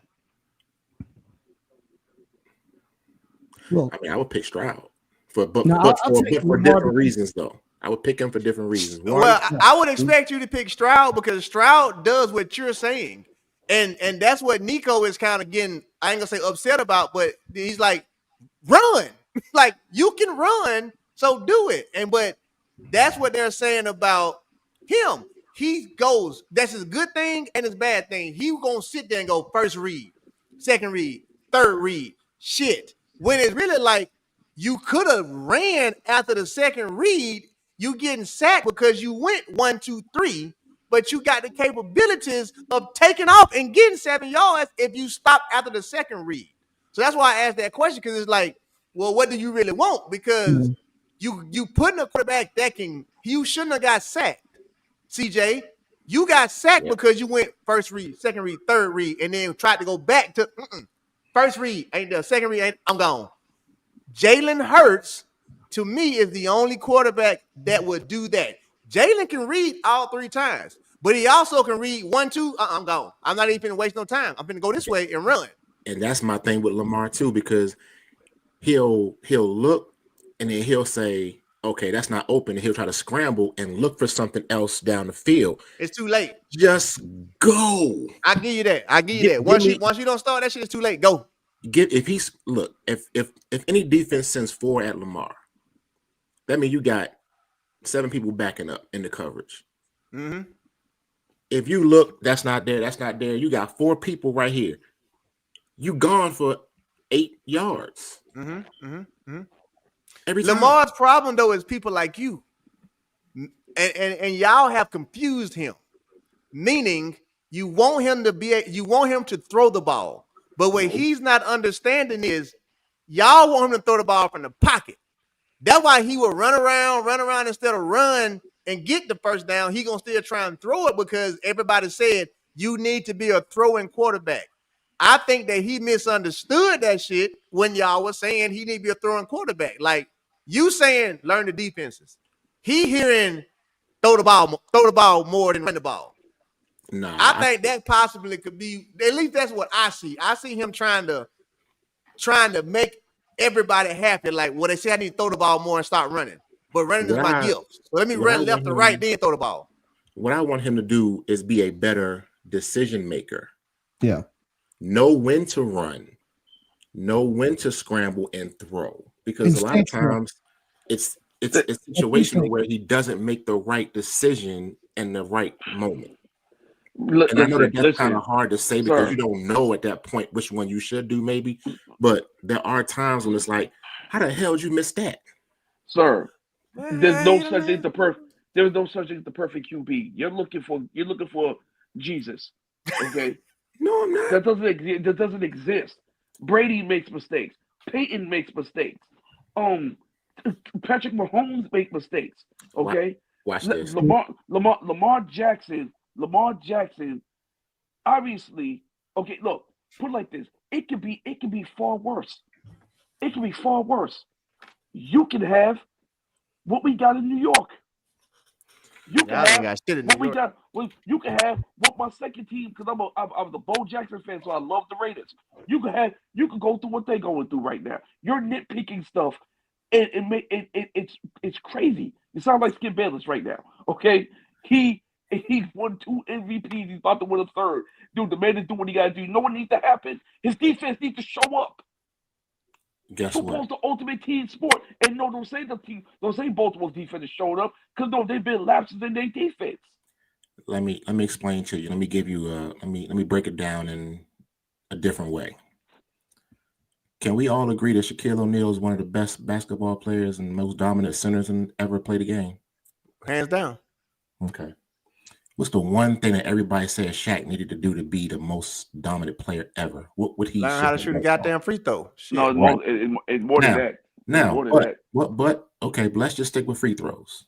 If Shaq would have learned or worked on shooting free throws, he could have possibly been the best player ever. Arguably. So why is it a problem for me to want a quarterback to get better at something? But not that he's not better at it. Wait. I just want him to get better at something. Not some things, not plural, but singular. Something. To just work on getting better at it. But we're making an assumption that he's not doing it.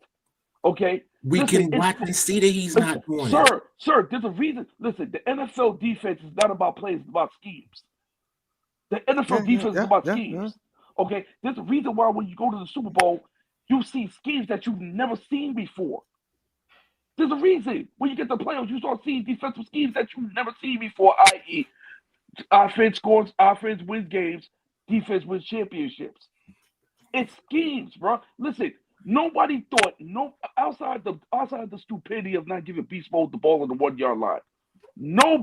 Russell Wilson and the Seattle Seahawks never thought my man was going to jump that route and jumped it to perfection. That was a scheme. That was a scheme that they put in place.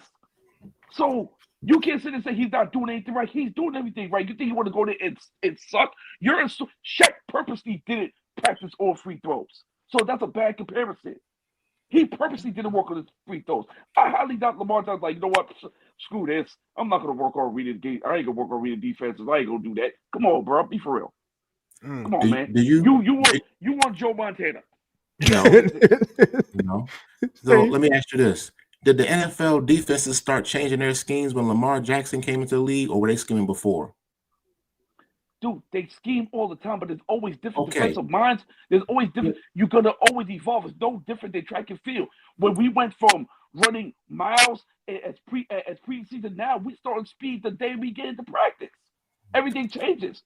Everything evolves. Everything evolves, bro.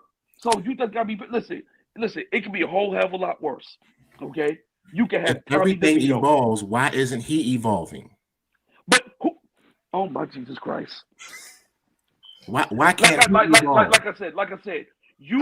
I think he evolving, James. I think he evolving. I just don't think he has evolved to your standard. I would say that because he was worse he was worse in previous years. Have I not did I not start this conversation off by saying he has played a lot better this year?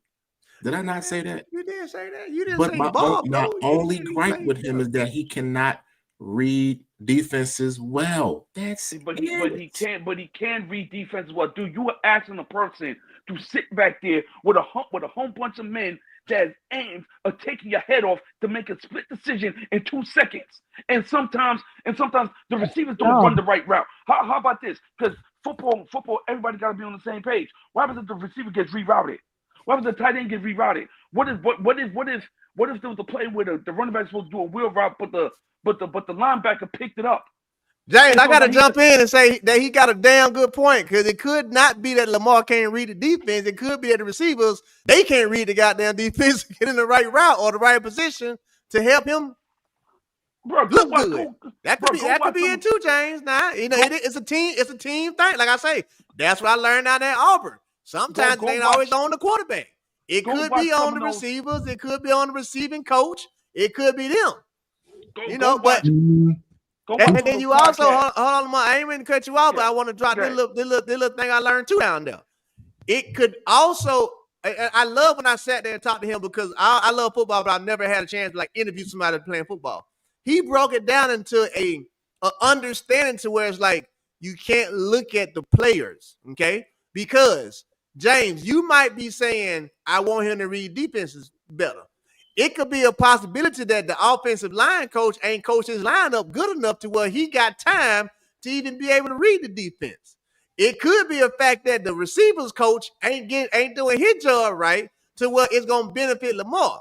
So I look at stuff now with the quarterback different because it makes sense. It's like, well, if the offensive line coach suck, I already know I don't have time to read this shit. I already know I gotta move around because the offensive line coach ain't doing his job.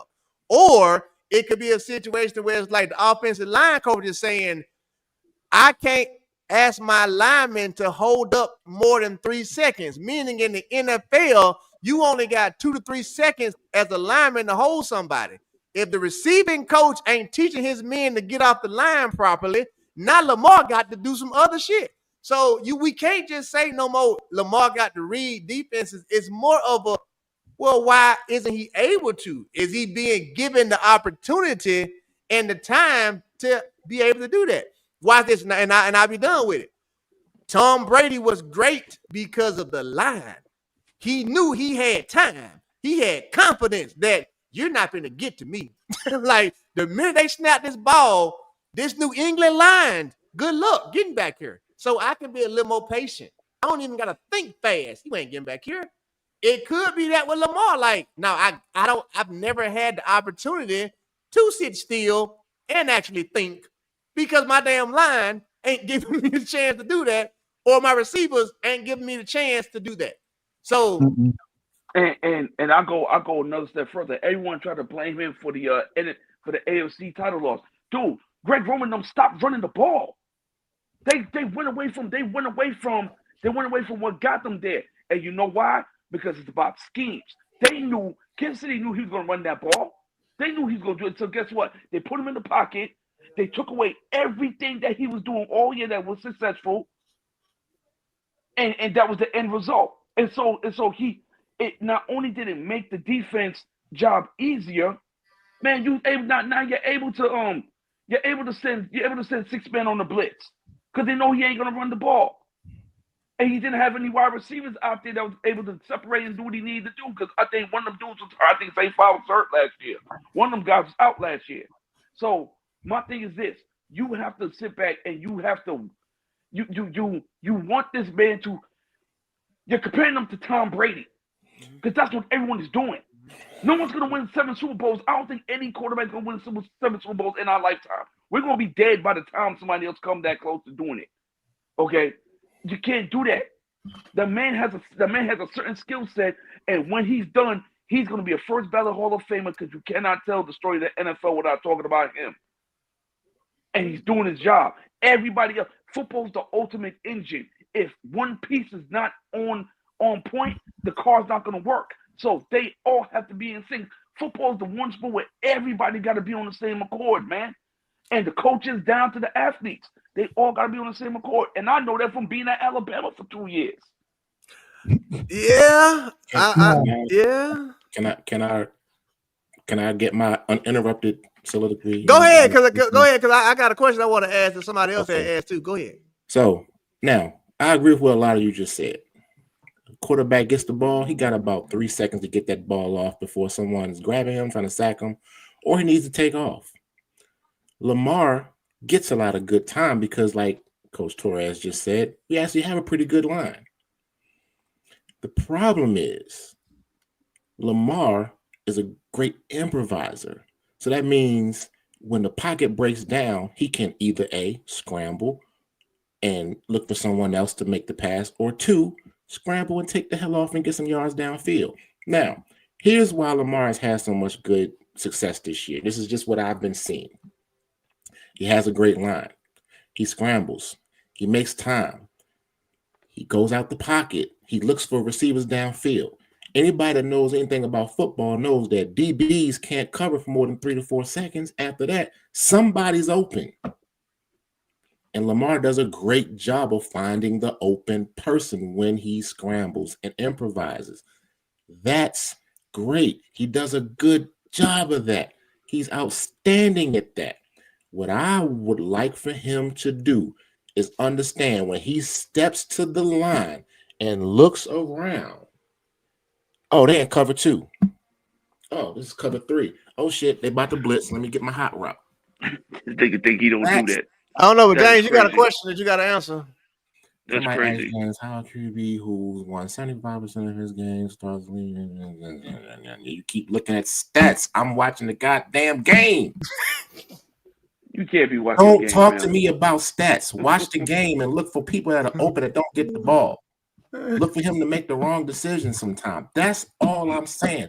Don't talk to me about stats. The stats are going to be there. Shut the hell up. The stats are going to be there. Hold on. I got a recruiting call I got to take, man. I All got to right. holler at y'all. All right, Coach. Get your job done. Get on done. Get on done. All right, we'll talk to you next week sometime. Like James says, there are points in an NFL game, 3 or 4 plays in an NFL game that the great ones make. Right. He's not quite there yet. He'll make one. Last year in the AFC Championship game, I'm glad he was staying in the pocket. Don't run. I'm sitting as a Chiefs fan. I don't want him to run. Thank God he was throwing into triple coverage in the fourth quarter. Triple, not single, not double, but triple coverage. He's 2-5 in the playoffs, everybody. Okay? If you want a stat, look at that damn stat. Thank you. 2-5 in the playoffs. All right? Now, and I don't think he's playing against the 85 Bears every game in those playoffs. No. He's playing against good defenses, playoff style defenses, but not elite of the elite defenses. Okay. And there are 2 or 3 times in a game where Mahomes runs and it's a critical play, 3rd down, and he makes the play. Lamar has not made those plays in the playoffs when it counted. Last year, 2 interceptions. He got intercepted 2 times, I believe, in the AFC Championship game. Critical times, 1 or 2 score games. He threw into triple coverage. That's what separates the elite to great. Lamar is great. He is action-packed, movie, box office every time we watch him. He scares the hell out of me. All right? But I'd rather have him sit in the pocket than getting out and improvising. If he's sitting in the pocket, I feel damn good as a opponent of his that something not great is going to happen. When he gets out, that's when the greatness happens. But sometimes defenses will suffocate him and sit around him and say, you're not getting out of the pocket. We're playing to your weakness. Can you overcome your weakness? And in the playoffs, if you're 2-5, you haven't overcome that yet.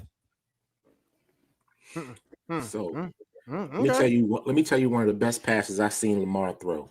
And that was the one to Bateman that we talked about earlier. Yep. Bateman ran a corner route. It looked like an extended corner route, but he ran a corner route. Lamar threw it up. It was 1-on-1 man coverage. That's the ball I like to see you throw. Let your receiver make the play. Don't throw to somebody coming across the middle when you got a middle linebacker sitting there and a safety over the top, and it could be intercepted, and it's a guess. No, don't do that. Trust the receivers. Throw the 1-on-1 shot. Or just know where your receivers are going to be or your tight end's going to be. Or if you got to check down to your running back out the backfield. Just know. That's all. And you should be able to know that if you can read the defense. That's it. I don't have a complaint about his talent. I don't have a complaint about his stats. I don't have a complaint about him and being 8-4 and winning this game or losing that game. I just want you to be able to do certain things that will make you a better player. That's it. I don't hate the man. And people make it like I hate my quarterback. I don't hate my quarterback. James, those 1 or 2 plays in a game, what you're talking about, they happen. They're key. And it happens. Now, like I said, I'm sorry, my mind goes right to you and go, that's what James is talking about. Right. That's what James is talking about. That play right there. And it doesn't have to be, well, he has to make an elite play. Just get 10 yards. Move the sticks. Just move the sticks. That's all it is.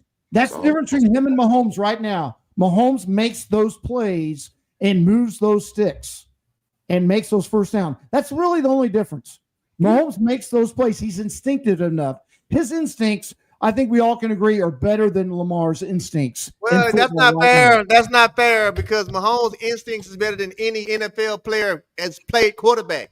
Mahomes has brought in the unorthodox pass, like the whole just get this shit, like take this shit. Like no, when it comes to Mahomes, I don't think you can compare him to anybody because he's the only one I've ever seen that can improvise that quickly on a football field to where it's like the process that his brain works is so damn fast. That's like, I don't think nobody can do that, but nobody but him. So it's a little unfair to compare Lamar to that because man, ain't nobody doing what Mahomes doing. Mahomes is to me, he is the first quarterback playing quarterback that ain't a damn quarterback.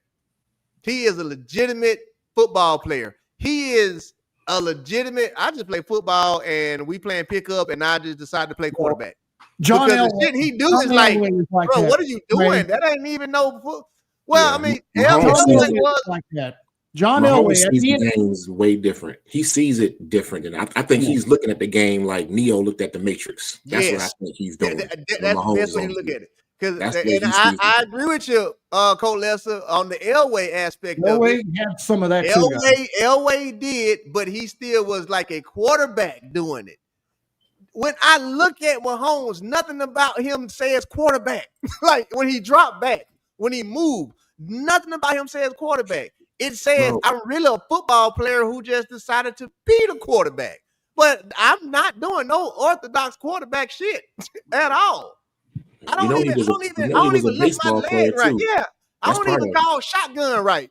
Like, what are you doing? Like, you don't even lift your leg up right. But again, I think that is what gives him the edge over like Lamar is the opposite. He cannot read, like James saying, Lamar can't really read defenses. I'm saying Mahomes can't read shit.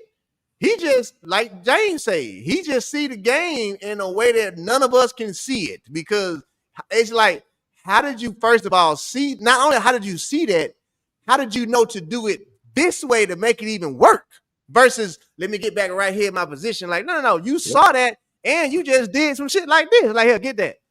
What in your brain even makes you want to do that? Because that's not quarterbacking. Like, when did you decide to here?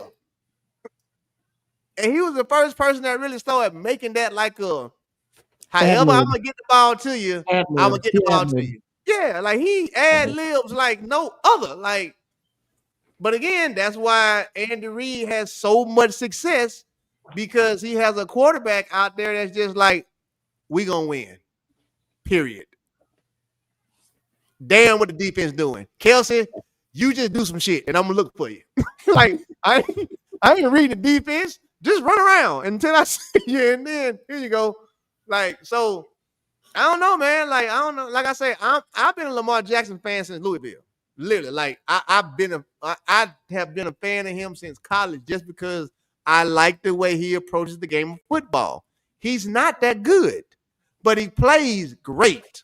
Period. Point blank. He's not. And I'm agree with James. He can't read, can't do all this shit, but he plays great. That's the difference for me. Go Cairo. All right, fellas, it's 7:00. Here we go. Yeah, y'all I'm gonna get ready to get out of here. But you know what though? We need to come back on Sunday. No, hold on. What time the Ravens play? We did 3. The Ravens don't play. Yeah. Wait, they play Monday night, so they play. Let's see. Is this the bye week? Are they on a bye, James? This might be the bye week. No, they play the Eagles. That's right. It is the Eagles this week. That's right. They play the Eagles. That's right. It is. They play the Eagles at like. Is that a Monday night game or Sunday? No, it's Sunday. I think it's the Sunday evening. Not evening, but like the 4:30 game. 3:30 game. 4:25 game for you guys. 4:25 game. That's the game to damn watch right there. Yeah, now, all right. To everybody on my ass in this chat, watch how they play these Eagles. Watch that Eagle defense. Well, let's just watch the game together then. We can do that too. I ain't going no damn RaesTake football watch party. Shit, damn track and field ain't track season. Shit, I get on here and watch the Eagles in Baltimore live with y'all. Hell, and commentate. I ain't got no problem with it. Shit. And then maybe people watching it anyway. And then maybe people can understand like what I be going through when I watch the game, because maybe you can break it down to us so that we can see it when you see that we ain't seeing what you saying. I literally sit here sometimes, and my wife will be here too, and I'll be like, oh shit, they about to blitz. Oh, this man about to be wide open right here, and he be wide open, and Lamar don't hit. I'd be like, come on, man. Like that frustrates me. But yeah, we can do that. We can come on back and do that. Yeah. Let's Sunday. So I guess people it won't be no track and field talk on Sunday, but we're gonna come on here Sunday. We're gonna watch this football game together. I'm a diehard football fan anyway. So you right up my alley right now. We can do the whole damn show. We can do the whole show. And then that'll be cool to see both of them quarterbacks. That's gonna be a good game. That's gonna be a real damn good game. Real good game. So I guess that's what it is. I guess that's what it is then. Sunday 4:25. James, you sure it's 4:25? Yeah, Eastern Standard. Eastern Standard Time. Is that CBS or Fox? Is that CBS or Fox? That's a good question. I can tell you in a second. Is it the CBS? We got Tony Romo and Phil Nance. And I actually like Romo commentating. Romo one of my favorite commentators, to be honest with you. I wish he played football the way he commentates. Yeah. Romo was a very smart football player. It just didn't translate totally to what it needed to be on the field. He didn't have the talent that these guys were talking about. Okay? He just didn't have the talent, the arm strength, couldn't escape his escapability. He was a drop back quarterback from a 1AA school, and he got the most out of him he could. Okay. Yeah. 1A. He went to Eastern Illinois University, guys. Okay. I don't even know. I've been there. I don't even know where that's at. Same college as Sean Payton. Okay. So, but like I said, he got the most out of his ability. So, yeah. Well, I ain't mad at it. Yeah, that's the preview is the NFL's top 2 rushers are going head to head. Saquon and that's the show. That's gonna be a damn good game. Like that's gonna be a great game. Back to back, and we got 2 running backs that are chasing 2,000 yards. And guess what's gonna happen? The damn Ravens gonna try to throw for 300 yards. Watch what I tell you. Watch what I tell you. Derrick Henry versus Saquon Barkley. That's the show to me. Derrick Henry should get 20 carries a game at minimum. No. You need that's 5 carries a quarter. You need to win without him. Give him that when it matters in the postseason, when everybody's defense is beat up, when everybody's line is falling apart. Give it to him then. Right now, I like what they're doing. No. Well, no, they mixing it up now. Yeah. Now they are, but I'm more like make Lamar Jackson win it, because if you can make Lamar Jackson get you there, turn around, give him the ball in postseason. Now go 80% Henry, because ain't nobody gonna stop him in the postseason whatsoever. You banged up and he's fresh. You see what he do fresh, and you fresh. Now you banged up. Oh no, we finna. Now we going gridiron football in the postseason. Stop my running back, and I guarantee you ain't finna stop it. Because then all I'm gonna do is I'm gonna go run, play action, figure it out. I'm riding the whole postseason on his back, because ain't nobody gonna stop it. That's the only thing I disagree with. I'm not getting 20 yet. Postseason, give him 40. Somebody want to know what the weather's going to be. I tell you, hold on. Baltimore, Sunday, a high of 40. Football weather. There it is. Football weather. Come on now. Put your gloves on. It's time to play football now. This is the time of year to determine if you want to go to the playoffs for real. And guess what? At 4:30, and you start getting hit, and it's below 40. Stings just a little bit more. One or two things gonna happen. You either gonna do this for the rest of the game, or you gonna get crunk. Ain't no in between. Ain't no in between. You either gonna get that first hit and be like, "Oh, it's on," or that first I'm like, "Ooh, shit, I'm sitting down. I ain't doing nothing no more. It's too cold out here." So, and the Eagles, that's what's wrong. They're looking for one thing on the injury report this week. Hold on, what a game at though? It's in Baltimore. In Baltimore. But Roquan did not play last week. He got hamstring injury. Yeah, he needs to be back there to stop Saquon. If he's not there stopping it, there's going to be an issue. Roquan Smith is the best middle linebacker in the NFL right now, hands down. Yeah. Name another one. There's an argument to be made for that. Fred Warner and Roquan Smith, 1 and 1A. Yeah. Okay, I'll give you both those. Okay, 1 and 1A. That might be fair. That might be slightly fair. And you know what? I'm actually gonna enjoy this. I'm gonna enjoy watching the game with y'all, and then talking about football and not track during the whole football game.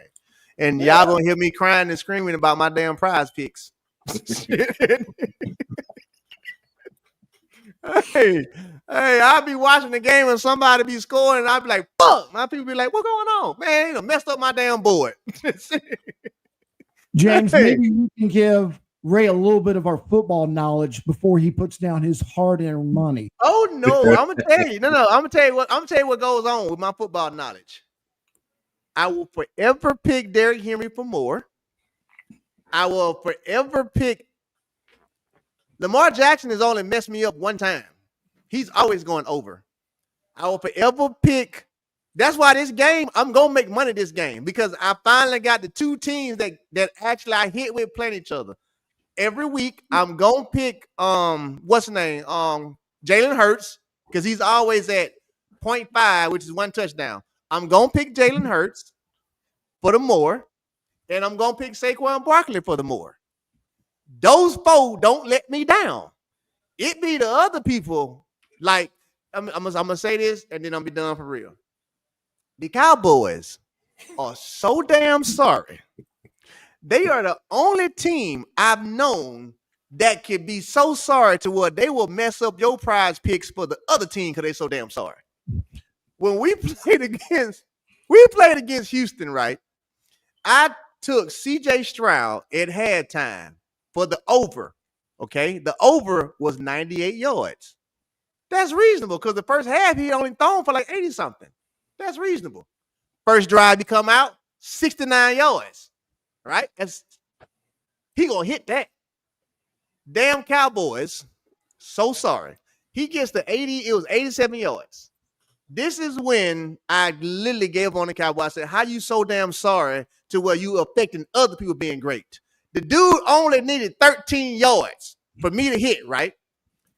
Mike McCartney, dumbass, wants to go for it on 4th and what? Why would you do that, Mike? Okay, I got to tell y'all this, how it's going down so y'all understand how I lost my money. This is the 4th quarter now. All I need is 13 yards from CJ Stroud.